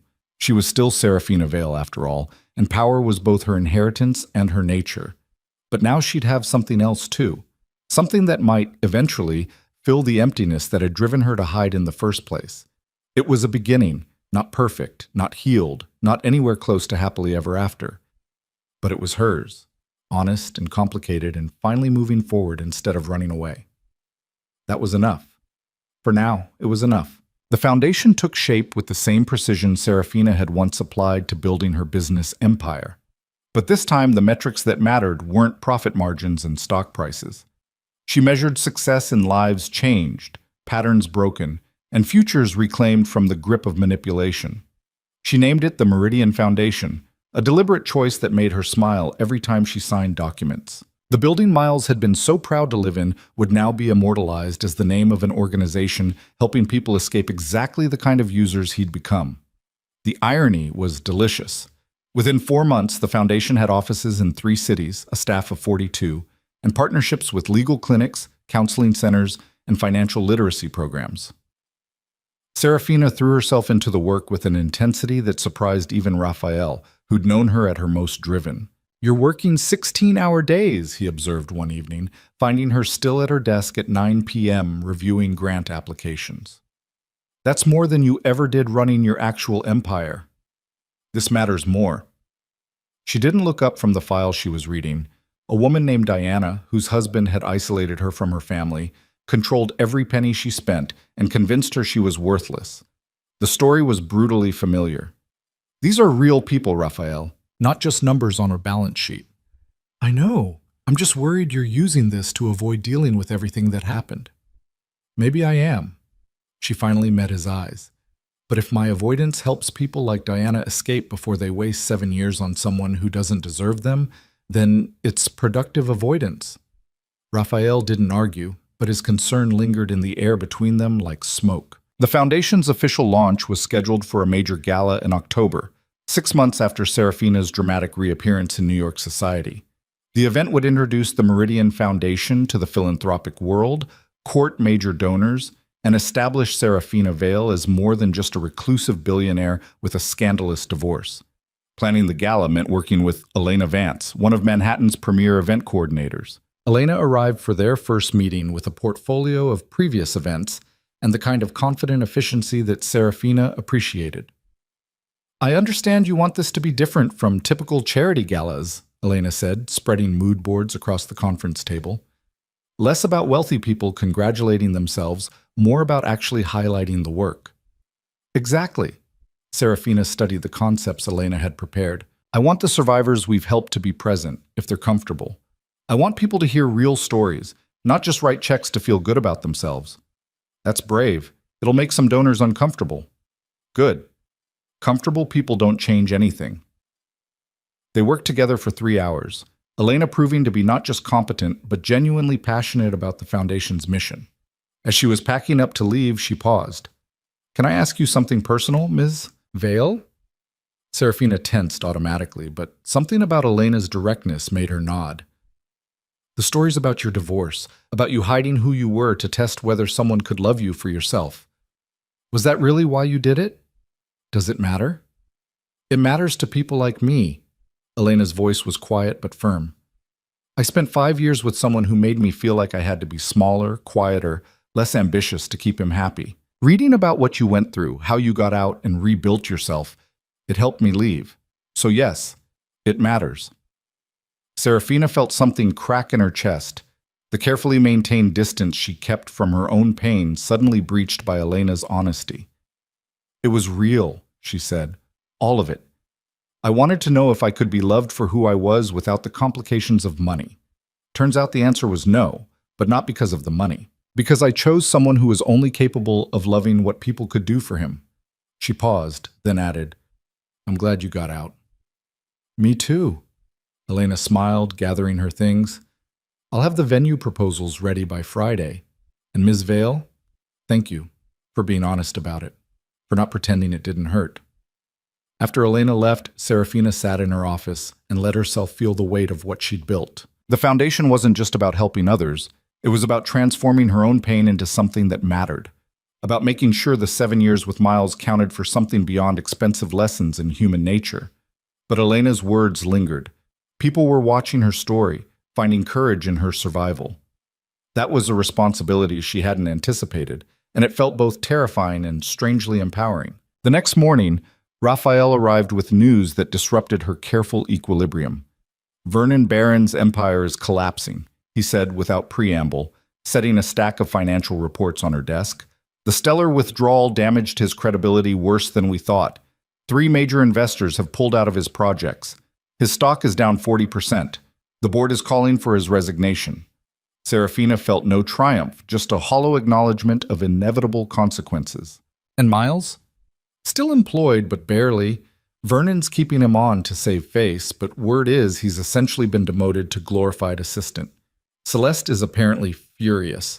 Their engagement is still on, but the society pages are reporting tension. They deserve each other, Sarafina said quietly. Then, surprising herself, she added, Make sure Vernon knows I'm not pursuing further action. Whatever happens to him now is his own doing, not mine. Raphael raised an eyebrow. That's generous, considering what he tried to do. It's not generosity, it's closure. I don't need to destroy him to prove anything. He's destroying himself just fine. What she didn't say was that watching Vernon Barron's empire crumble felt empty. There was no satisfaction in his downfall, just a vague sadness that so much power had been wielded so carelessly, that so many people treated other people like game pieces to be moved and sacrificed. She'd wanted Vernon and Miles to understand what they'd done, to feel consequences. They were feeling them now. That was enough.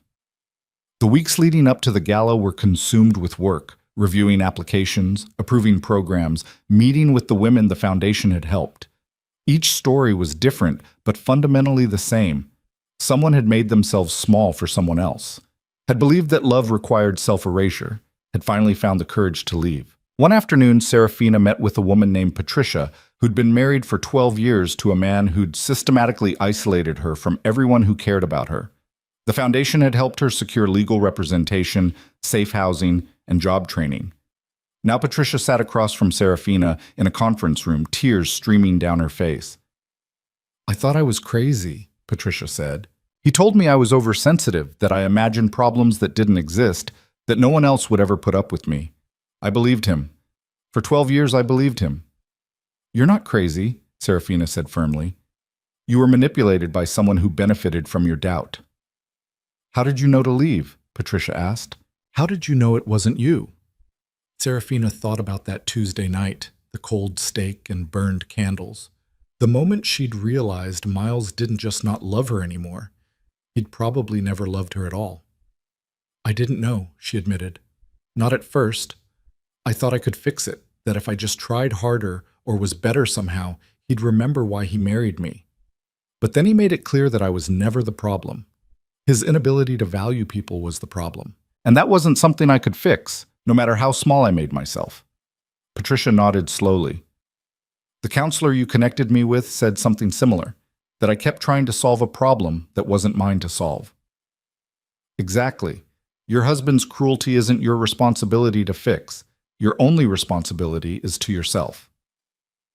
After Patricia left, Sarafina sat in the conference room and cried for the first time since signing the divorce papers. Not for Miles, not for the marriage, but for all the Patricias and Dianas and countless other women who'd been taught that love meant self-destruction, that being chosen meant being diminished.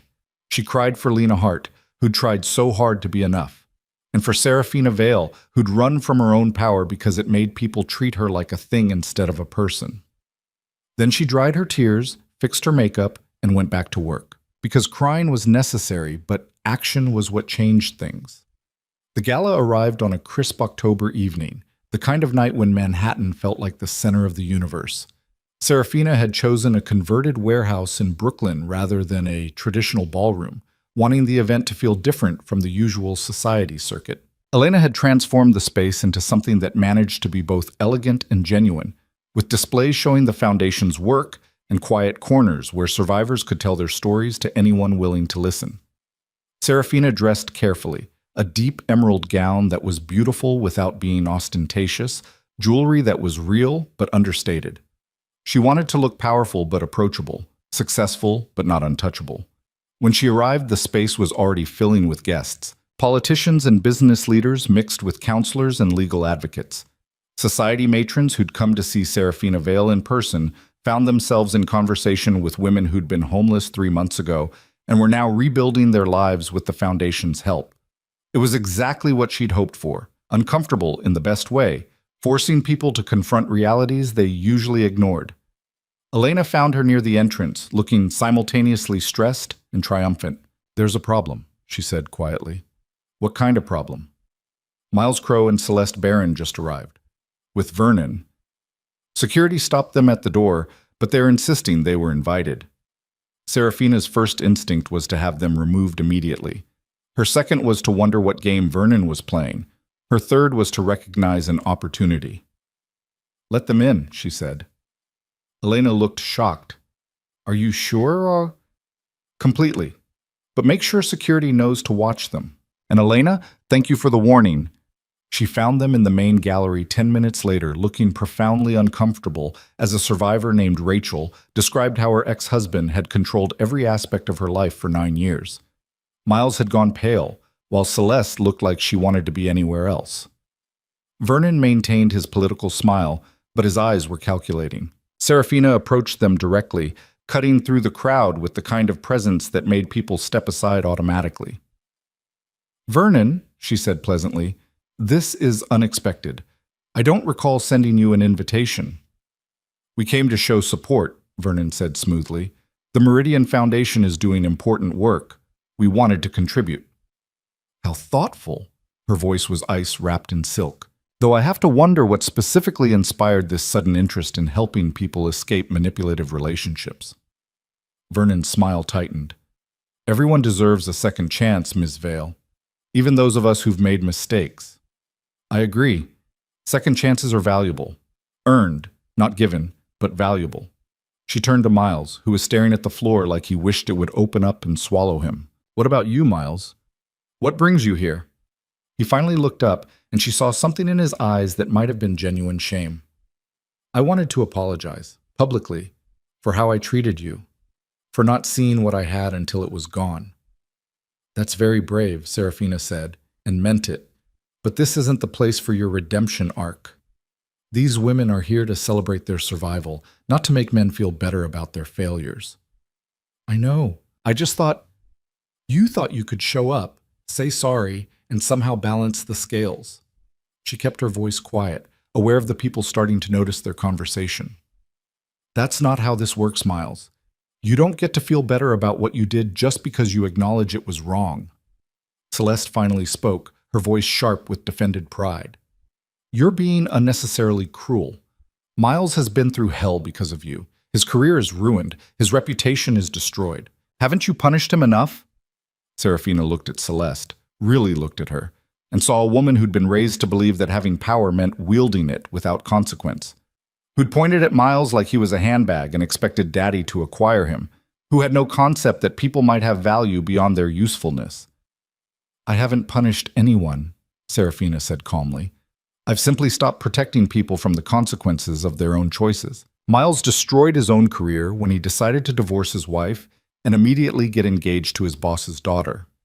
Vernon damaged his own reputation by overextending his empire and then trying to buy my silence when the scandal became inconvenient. I didn't do any of that.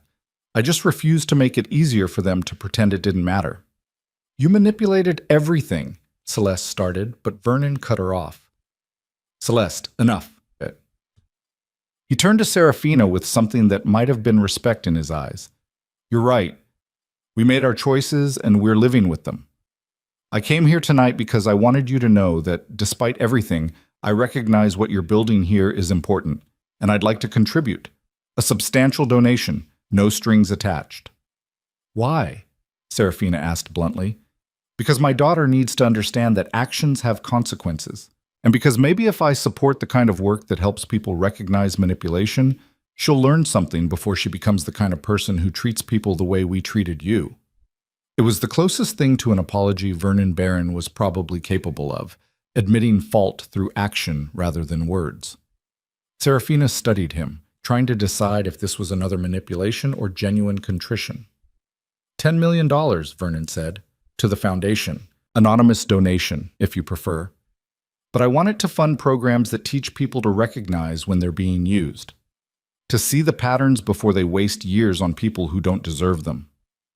That's very specific, Sarafina said. It should be. I spent 30 years using people, and I taught my daughter to do the same. Maybe it's time that stopped. He looked at Miles, then back to Sarafina. You were right about him, you know. I recognized it the moment I met him. He was hungry and ambitious and willing to do whatever it took to succeed. I thought that made him perfect for Celeste. I didn't think about what it said about his character. Dad, Celeste's voice carried warning. No, Vernon's voice was firm. You need to hear this. Ms. Vale didn't ruin anything. She just made us see what we'd become. And maybe that's worth $10 million in penance. Sarafina considered the offer. $10 million would fund programs for hundreds of people, would create resources that could genuinely change lives. And if Vernon was serious about learning from his mistakes, about teaching his daughter to value people differently, then maybe something good could come from all this pain. 20 million, she said. 10 for the foundation, and 10 for a new program specifically focused on teaching young people to recognize manipulative relationship patterns. Your name doesn't go on anything, but you personally attend the first year of workshops. You sit in rooms with people whose lives were damaged by the same kind of behavior you've built your empire on, and you listen. Vernon looked shocked, then thoughtful. That's a hell of a penance. That's the point. Money is easy. Time and discomfort are what actually create change. He was silent for a long moment, and Sarafina could see him calculating the cost. Not financial, but personal. The cost of admitting he'd been wrong, of sitting with the consequences of his choices, of letting his carefully constructed armor be cracked open by other people's pain. All right, he finally said. 20 million, and I'll attend the workshops. But I have one condition. What? Celeste attends too, and Miles. We all need to understand what we did. Sarafina looked at Miles, who looked terrified. At Celeste, who looked furious. At Vernon, who looked tired and genuinely ready to change. Deal, she said. Raphael will draw up the paperwork. And Vernon? Thank you. Not for the money, but for being willing to actually learn something. After they left, Vernon practically dragging a protesting Celeste toward the exit, while Miles trailed behind like a ghost, Elena appeared at Sarafina's elbow. What just happened? She asked. I think Vernon Barron just bought himself and his family some mandatory therapy, Sarafina said, and funded a program that might actually prevent other people from becoming like them. That was brilliant. That was exhausting. Sarafina accepted a glass of wine from a passing waiter and took a long drink. But maybe necessary. I can't undo what they did, but I can make sure it means something. The rest of the evening passed in a blur of conversations and connections. Donors wrote substantial checks. Survivors told their stories. The foundation became real in a way that went beyond paperwork and programs, becoming a community of people committed to helping others escape the patterns that had once trapped them. Near midnight, as the event was winding down, Sarafina found herself standing near the windows overlooking the Brooklyn waterfront. The Manhattan skyline glittered across the water like a crown of light, beautiful and cold. Quite a night, a voice said beside her. She turned to find a man she didn't recognize, tall, maybe 40, with kind eyes and an easy smile. He wore a suit that was nice but not designer, and carried himself with the confidence of someone comfortable in his own skin. It was, she agreed carefully, her instincts immediately assessing him. Reporter, corporate spy, another person wanting something? "I'm Nathan Cross," he said, offering his hand. "I run a legal clinic in the Bronx. We've partnered with your foundation on several cases." "Oh." Sarafina shook his hand, relaxing slightly. "Your team does excellent work. The Reyes case last month was handled beautifully." "Thank you. Maria Reyes is doing well, by the way. She started her own business, a small bakery. Says helping other women find financial independence is her way of paying forward what your foundation did for her." "That's wonderful." Sarafina meant it. Stories like Maria's were why she'd built this. "I have to ask," Nathan said, his tone shifting to something more personal. "Why did you really do all this? The foundation, the gala, everything. You could have just stayed in your penthouse counting money. Why put yourself through reliving your own pain to help strangers?" It was the same question Elena had asked.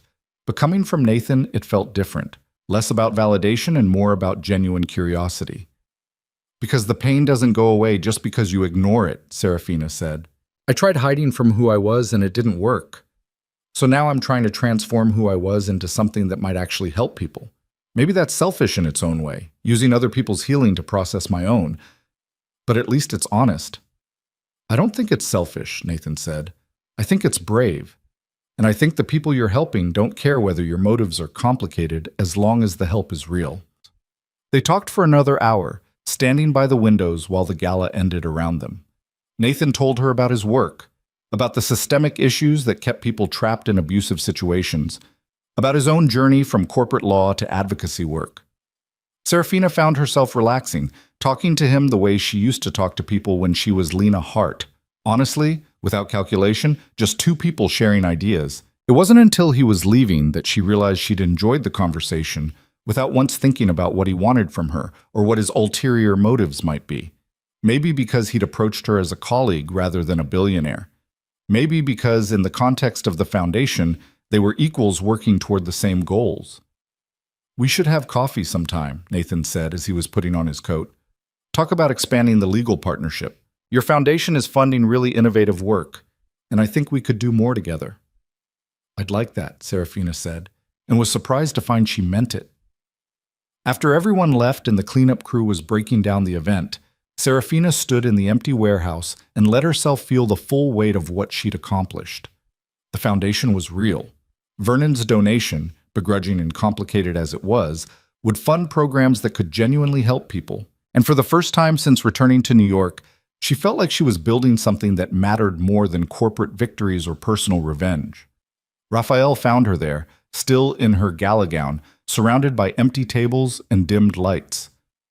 "You should go home," he said gently. "Get some rest. This was a big night." "It was, wasn't it?" She smiled at him. "We actually did something good, Raphael. Not just strategically smart or financially sound. Actually good." "You did something good. I just helped with the paperwork." "Don't minimize your role. You've been with me through all of this. The disappearance, the return, the rebuilding. I couldn't have done any of it without you." Raphael's expression softened. "You know, when you first told me you wanted to become Lena Hart, I thought you were making a terrible mistake. Walking away from everything you'd built to play house with a stranger. But watching you tonight, seeing what you've created from the pain of that mistake, maybe it wasn't a waste after all." 7 years to learn that people are more than their usefulness is expensive education, Sarafina said. But at least I'm putting the lessons to use. She went home that night and stood at her penthouse windows, looking out at the city that had witnessed both her downfall and her resurrection. Somewhere out there, Miles was probably awake too, thinking about the workshops Vernon had committed them to attending. Learning to recognize his own patterns, to see the damage he'd done. She didn't hate him anymore, didn't even think about him much. He was just part of her story now, a necessary chapter that had led to this moment. The foundation was her future. Not a replacement for human connection, but a foundation for it. A way to be powerful and purposeful, and maybe, eventually, find people who could see both sides of her and value both. People like Nathan Cross, who approached her as a partner rather than a prize. Like Elena Vance, who'd found courage in her story. Like all the survivors who were rebuilding their lives with the foundation's help. She wasn't fixed, wasn't healed. But she was building something real, something that mattered, something that transformed her expensive mistakes into resources for others. That was enough. For now, it was more than enough. The first workshop session happened 3 weeks after the gala in a community center in Queens that felt deliberately unglamorous. Sarafina had chosen the location specifically. She wanted Vernon, Celeste, and Miles to sit in folding chairs in a room with fluorescent lighting and scuffed linoleum, surrounded by people whose lives had been damaged by the same arrogance they'd displayed. She arrived early to help the facilitator set up, still uncertain whether Vernon would actually show. His donation had cleared within 48 hours of the gala, but money was easy. Walking into a room full of survivors and admitting you'd been part of the problem was something else entirely. But at exactly 6 p.m., Vernon walked through the door, alone. Celeste refused to come, he said without preamble, his usual polish stripped away to reveal something raw underneath. Miles is supposed to arrive separately. I didn't want to give either of them an excuse to back out by making it a group activity.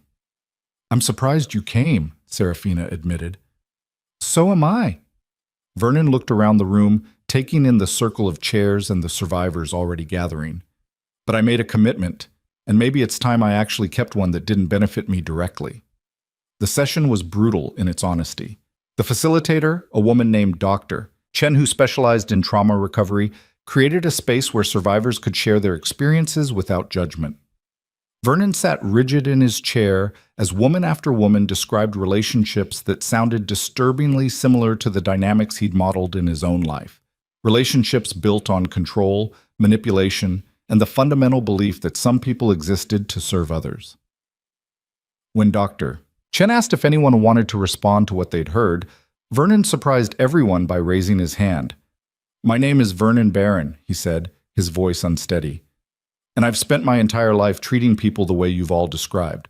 Not physically abusive, not obviously cruel, but using people. Making them feel like their value came from what they could do for me. Teaching my daughter to do the same. He paused, seeming to gather courage. I don't know how to fix that, but I'm here to learn. The room was silent. Then a woman named Grace, who'd shared her story of leaving a 15-year marriage, spoke up. Why now? She asked. What changed? Vernon looked at Sarafina, who sat quietly in the back of the room. Someone I underestimated showed me what I'd become. And instead of destroying me when she could have, she gave me a chance to become something different. I'm trying not to waste it. Miles arrived halfway through the session, slipping in quietly and taking the last empty chair. He looked thinner than he had at the gala, his expensive suit hanging slightly loose on his frame. When Dr. Chen invited him to introduce himself, he seemed to struggle with the words. I'm Miles Crow, he finally said. I was married to someone who loved me, and I threw her away because I thought I'd found something better. Turned out what I'd found was just another version of the same problem, using people to climb higher. His voice cracked. I don't know how to be different. I don't know if I can be, but I'm here because maybe learning to recognize what I did is the first step. The sessions became a weekly ritual.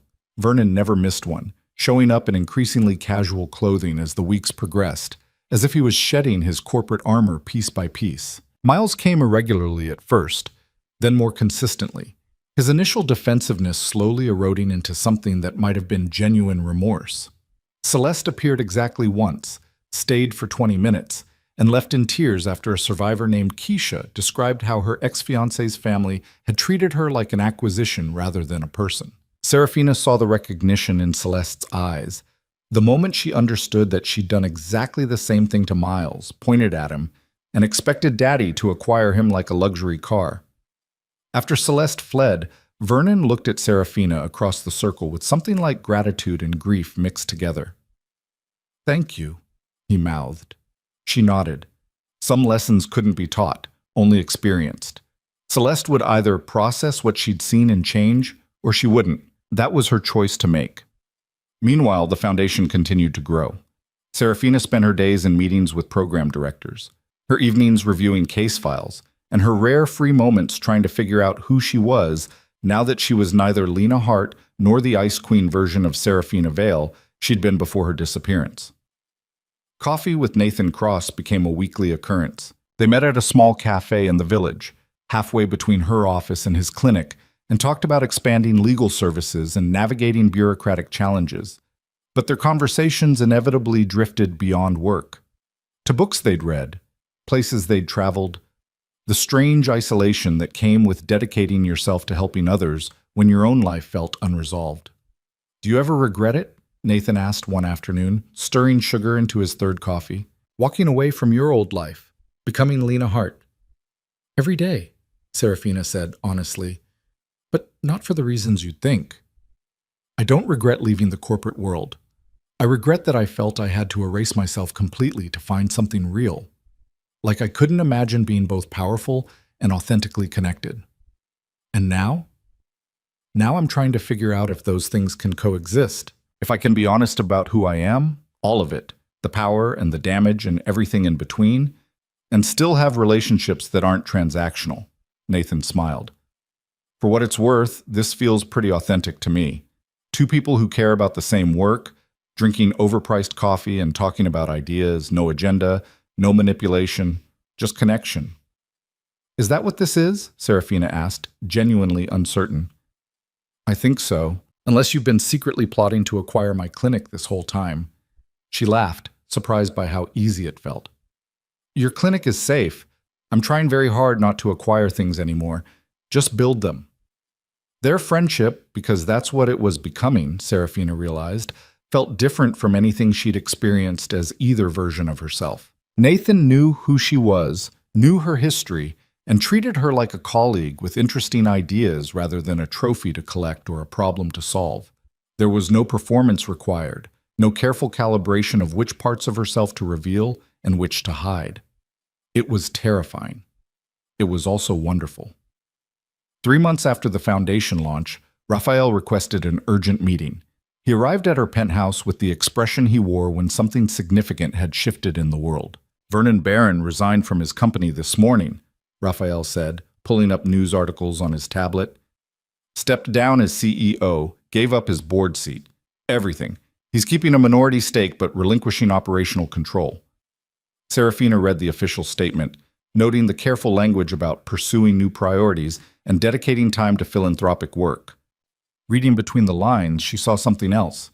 A man who'd looked at what he'd built and decided it wasn't worth the cost. "There's more," Raphael continued. "Miles Crow was let go 2 weeks ago. Officially, it's described as a mutual parting of ways, but sources say the board wanted him gone. Too much scandal, too much association with Vernon's fall from grace. And Celeste? Broke off the engagement a month ago. She's apparently living in Paris, working for some fashion house, running away from everything that happened here." Sarafina absorbed this information, trying to identify what she felt. Not triumph. The destruction of their lives gave her no pleasure, not even satisfaction. Just a quiet acknowledgement that sometimes consequences arrived slowly, accumulating until they became unavoidable. "Miles tried to call you yesterday," Raphael added carefully. "I had the service block it, but I wanted you to know." What could he possibly want now? Probably forgiveness or absolution. People like Miles always want someone to tell them they're not really as bad as their actions suggest. "He won't get that from me." Sarafina stood and walked to her windows, looking out at the city where she'd rebuilt her life. "But I hope he finds it somewhere. I hope he actually changes, actually learns something from all this. Because if he doesn't, then what was the point?" "The point was justice," Raphael said firmly. "He hurt you, and there were consequences. That matters." "Maybe. But I'm tired of caring about Miles Crow's consequences. I just want him to become someone different so he doesn't do to someone else what he did to me." That evening, Sarafina did something she'd been avoiding for months. She wrote a letter to Miles. Not an email or text that could be forwarded and weaponized, but an actual letter on paper, something private and final. She didn't draft it or overthink it. She just wrote what she needed to say. "Miles, I know you've been trying to reach me. I understand that you want something from me. Forgiveness, closure, maybe just confirmation that you're not entirely irredeemable. I can't give you those things. What happened between us wasn't a misunderstanding or a mistake. It was a pattern of behavior that revealed who you really are when you think someone has nothing to offer you. That's not something I can absolve you of, but I can tell you this. The workshops you've been attending are working. I've seen the reports, heard from the facilitators. You're actually listening, actually processing what you did. That matters. Not for me, but for whoever comes after me in your life. Keep going. Keep learning.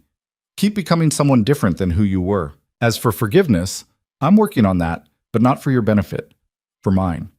Because carrying anger at you is exhausting, and I have better things to do with my energy than resent someone who's already irrelevant to my future. I hope you find whatever you're looking for. Just find it somewhere else. We're done.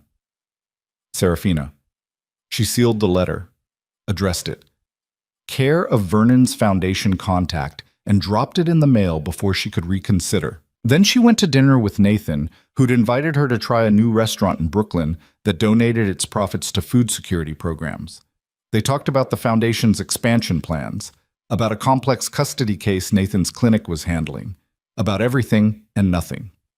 Somewhere between the appetizers and dessert, Sarafina realized she was happy. Not euphoric or healed or whole, but genuinely content in a moment that had nothing to do with corporate victories or personal revenge. You're smiling, Nathan observed. That's new? Is it? Sarafina touched her face, surprised to find he was right. You usually look like you're solving complex equations in your head. This is different, lighter. Maybe I'm finally figuring out the equation, which is how to be myself without armor, how to have power without using it as a weapon, how to connect with people without either hiding who I am or leading with my fortune. She paused, then added honestly, how to trust that someone might value me for reasons that have nothing to do with what I can give them. Nathan set down his fork and looked at her with an intensity that made her heart skip.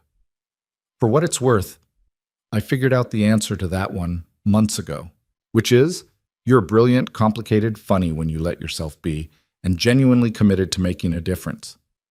That's worth knowing. That's worth spending time with.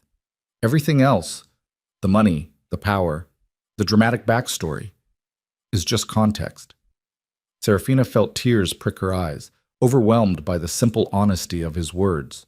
No performance, no calculation. Just a man telling her she mattered for reasons that had nothing to do with her utility. Thank you, she whispered. For what?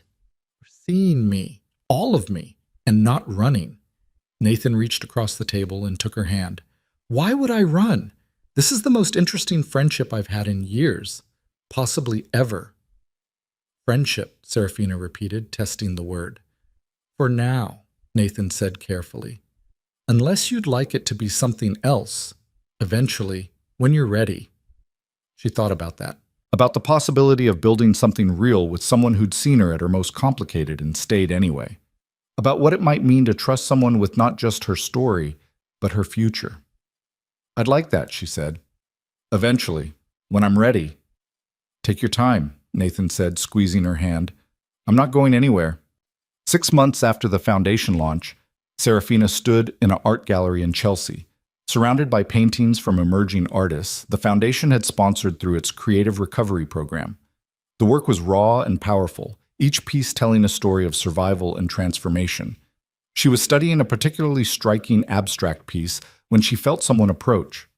It's beautiful, isn't it? A voice said. Sarafina turned to find a woman in her early 30s, with paint-stained hands and the kind of quiet confidence that came from knowing exactly who you were. It is, Sarafina agreed. Do you know the artist?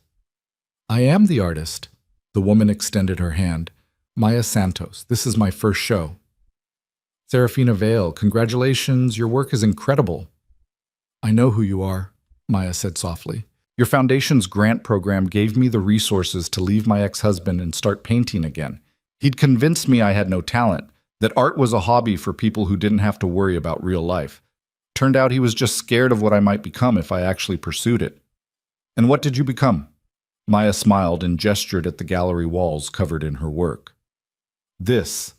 Someone who makes things instead of making myself small. Someone who turns pain into beauty instead of letting it destroy her. Someone free. Sarafina felt her throat tighten. This was what the foundation was for. Not just helping people escape, but helping them become whoever they were meant to be before someone else convinced them to be less. "I'm so glad we could help," she said. "You did more than help. You showed me that being powerful and being honest aren't mutually exclusive, that I could have both if I was brave enough." Maya paused, then added, "I read about what happened to you, about Miles Crow and your 7 years as Lena Hart. It helped me understand that even smart, strong women can get trapped. That it's not weakness to believe in someone who turns out not to deserve it. It's just human." Thank you for saying that. Thank you for surviving it, for turning it into something that helps people like me. Maya glanced across the gallery to where Nathan was examining another painting. "Is that your partner? He's been staring at that piece for 10 minutes. "He's a friend," Sarafina said, then corrected herself. "Actually, he's becoming more than that. We're taking it slow." Good. Slow is good. Slow means you're building something real instead of rushing toward an illusion. After Maya moved on to greet other guests, Sarafina joined Nathan in front of the painting he'd been studying. It was called Reconstruction, a mixed media piece that showed a figure being built from fragments of broken things, shattered glass, torn paper, pieces of mirror that reflected light in unexpected ways. "This one speaks to me," Nathan said quietly. "The idea that you can build something beautiful from broken pieces, that the breaking isn't the end of the story." "Just the middle," Sarafina said, slipping her hand into his. "The hard part before the rebuilding."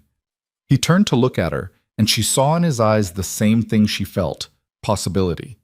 Not certainty, not a guarantee that this would work or that neither of them would get hurt.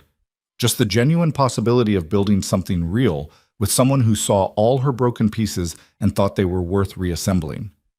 "I'm ready," she said. "For what?" "For more than friendship.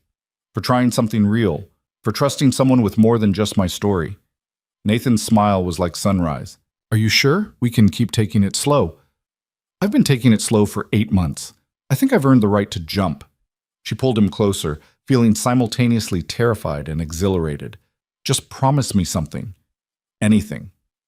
Promise me you'll tell me if this stops working, if I'm too much or not enough, or if you wake up one day and realize you signed up for someone less complicated. Promise me honesty, even when it hurts. I promise, on one condition, which is, you do the same. No hiding, no performing, no making yourself smaller to make me comfortable. I want all of it, the brilliant billionaire and the woman who cried over burned candles, the corporate warrior and the person trying to figure out how to be vulnerable. All of it." Sarafina felt tears spill over because someone was asking for all of her, not in spite of her complexity, but because of it, asking her to show up completely instead of choosing which version of herself was acceptable. "Deal," she whispered, and kissed him right there in the gallery, surrounded by art made from broken things transformed into beauty. The final workshop session happened on a cold January evening, almost a year after Sarafina's dramatic reappearance at the charity gala. Vernon had attended every single session, his transformation visible in the way he carried himself. Less armor, more humanity. Miles had missed a few, but shown up more often than not, slowly learning to recognize his patterns and sit with his own discomfort. Dr. Chen opened the final session with a question. "What has this year taught you?" Vernon spoke first. "That power without accountability is just cruelty with resources. That I spent decades hurting people while telling myself it was just business. That my daughter learned to be exactly like me, and I'm not sure I can fix that. But I'm trying." A survivor named Jennifer, who'd shared her story in the very first session, responded, "You can't fix your daughter. She has to fix herself. But you showing up here week after week, admitting what you did, that matters. My ex-husband never did that, never acknowledged the damage. You're doing something he couldn't, and that means something." Miles went last. "I learned that I don't know how to love people without using them, that I thought marriage was about what someone could do for my life instead of building a life together, that I'm still learning the difference." He looked directly at Sarafina, who'd attended this final session specifically to hear what he'd say.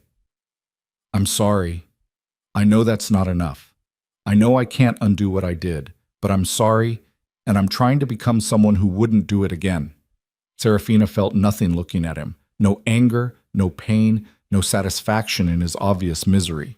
Just a distant acknowledgement that this person had once been important to her and now was simply someone she used to know. "I forgive you," she said, surprising herself. "Not because you deserve it, but because I deserve to stop carrying anger at someone who doesn't matter anymore. You're not my husband. You're not even my enemy. You're just someone I used to know who taught me expensive lessons, and I'm done paying tuition." After the session ended, Vernon approached her in the parking lot. "I never thanked you properly," he said, "for giving me this chance, for not destroying me when you could have." "I didn't give you anything, Vernon. You chose to show up. You chose to learn. That was all you. Still, my empire is smaller now. My reputation is damaged. My daughter won't speak to me, but I sleep better at night than I have in 30 years. That's worth something." "What will you do now?" Sarafina asked. "I'm starting a consulting firm. Pro bono work helping small businesses navigate finance without getting crushed by people like I used to be. It won't make me a billionaire, but maybe it'll make me someone worth being." "Good luck," Sarafina said, and meant it. She drove back to Manhattan feeling lighter than she had in months. The past year had been about transformation, not just for the foundation or the people it helped, but for herself. She'd gone from Lena Hart trying to hide from power to Sarafina Vale wielding it like a weapon to someone in between, learning to be powerful and vulnerable simultaneously.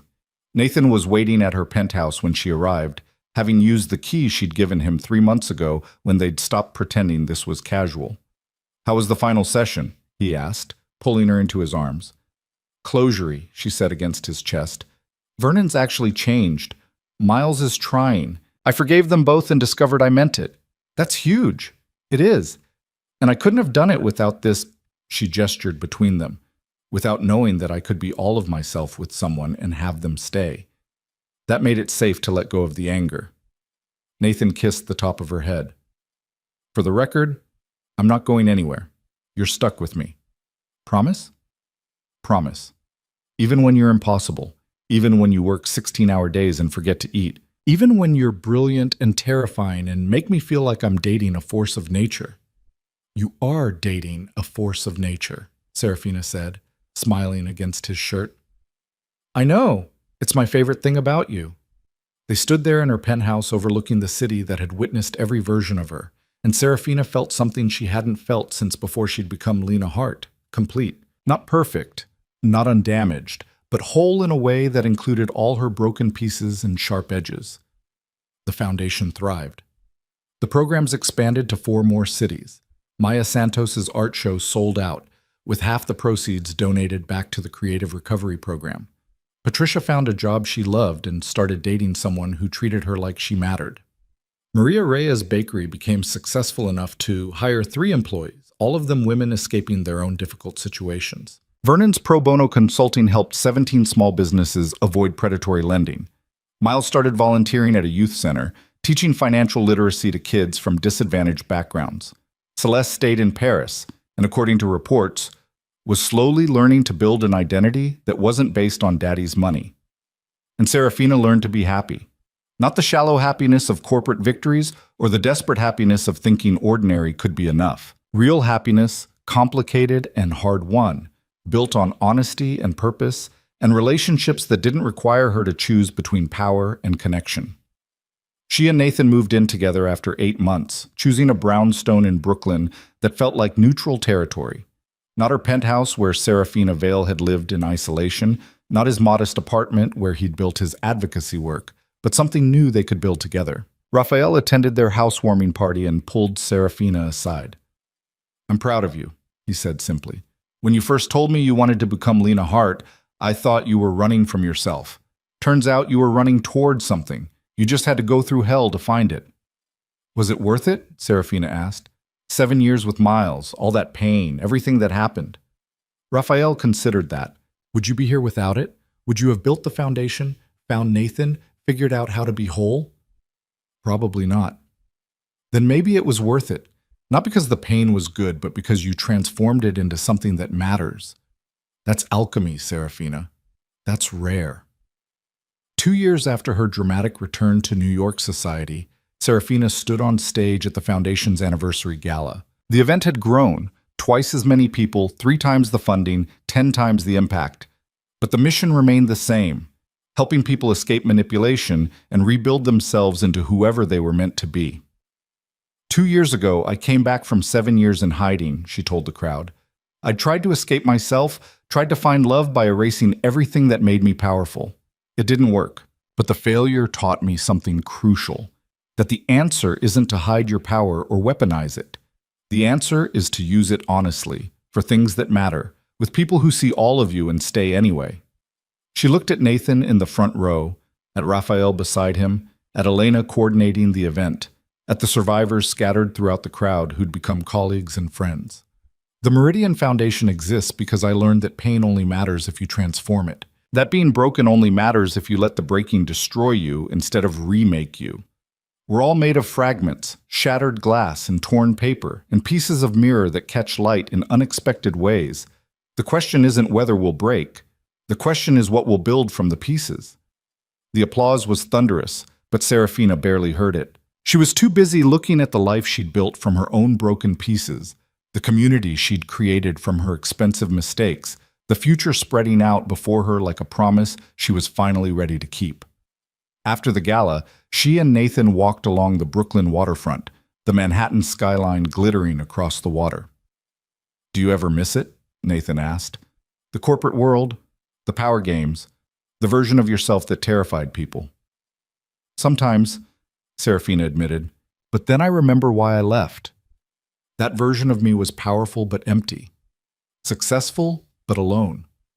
She had everything except the things that actually mattered. And now? Now I have work that matters, people who see me and you." She stopped walking and turned to face him. "I have a life I built honestly, instead of one I inherited or one I performed. That's worth more than all the corporate victories I ever won." Nathan pulled her close, and they stood there on the waterfront, while the city lights reflected on the water like stars that had fallen and learned to swim. "I love you," he said. "All of you. The brilliant billionaire and the woman who hid herself for 7 years, and the person you're becoming, all of it." "I love you too," Sarafina said, and meant it completely. She'd gone from Sarafina Vale, who trusted no one, to Lena Hart, who trusted too easily, to someone in between, someone who could be powerful and vulnerable, guarded and open, wealthy and genuine. Someone who'd learned that the opposite of hiding wasn't revealing everything. It was choosing carefully who deserved your truth and trusting them with it completely. Miles Crow had taught her what she didn't want. Vernon Barron had shown her what unchecked power became. But Nathan, the foundation, the life she'd built from broken pieces, they taught her what was possible when you stopped performing and started becoming. The past was sealed. Miles and Celeste were irrelevant, their story finished. Vernon was rebuilding himself into someone better. The empire Sarafina had abandoned was thriving under management that understood power was a tool, not an identity. And Sarafina herself was finally completely free. Free from the need to hide or prove anything. Free from the weight of 7 wasted years because they weren't wasted anymore. They were transformed into purpose and programs and people whose lives were genuinely better. She stood on the waterfront with Nathan's arms around her and felt the last piece of her story click into place. Not happily ever after, because life was more complicated than fairy tales. But honestly ever after. Purposefully ever after.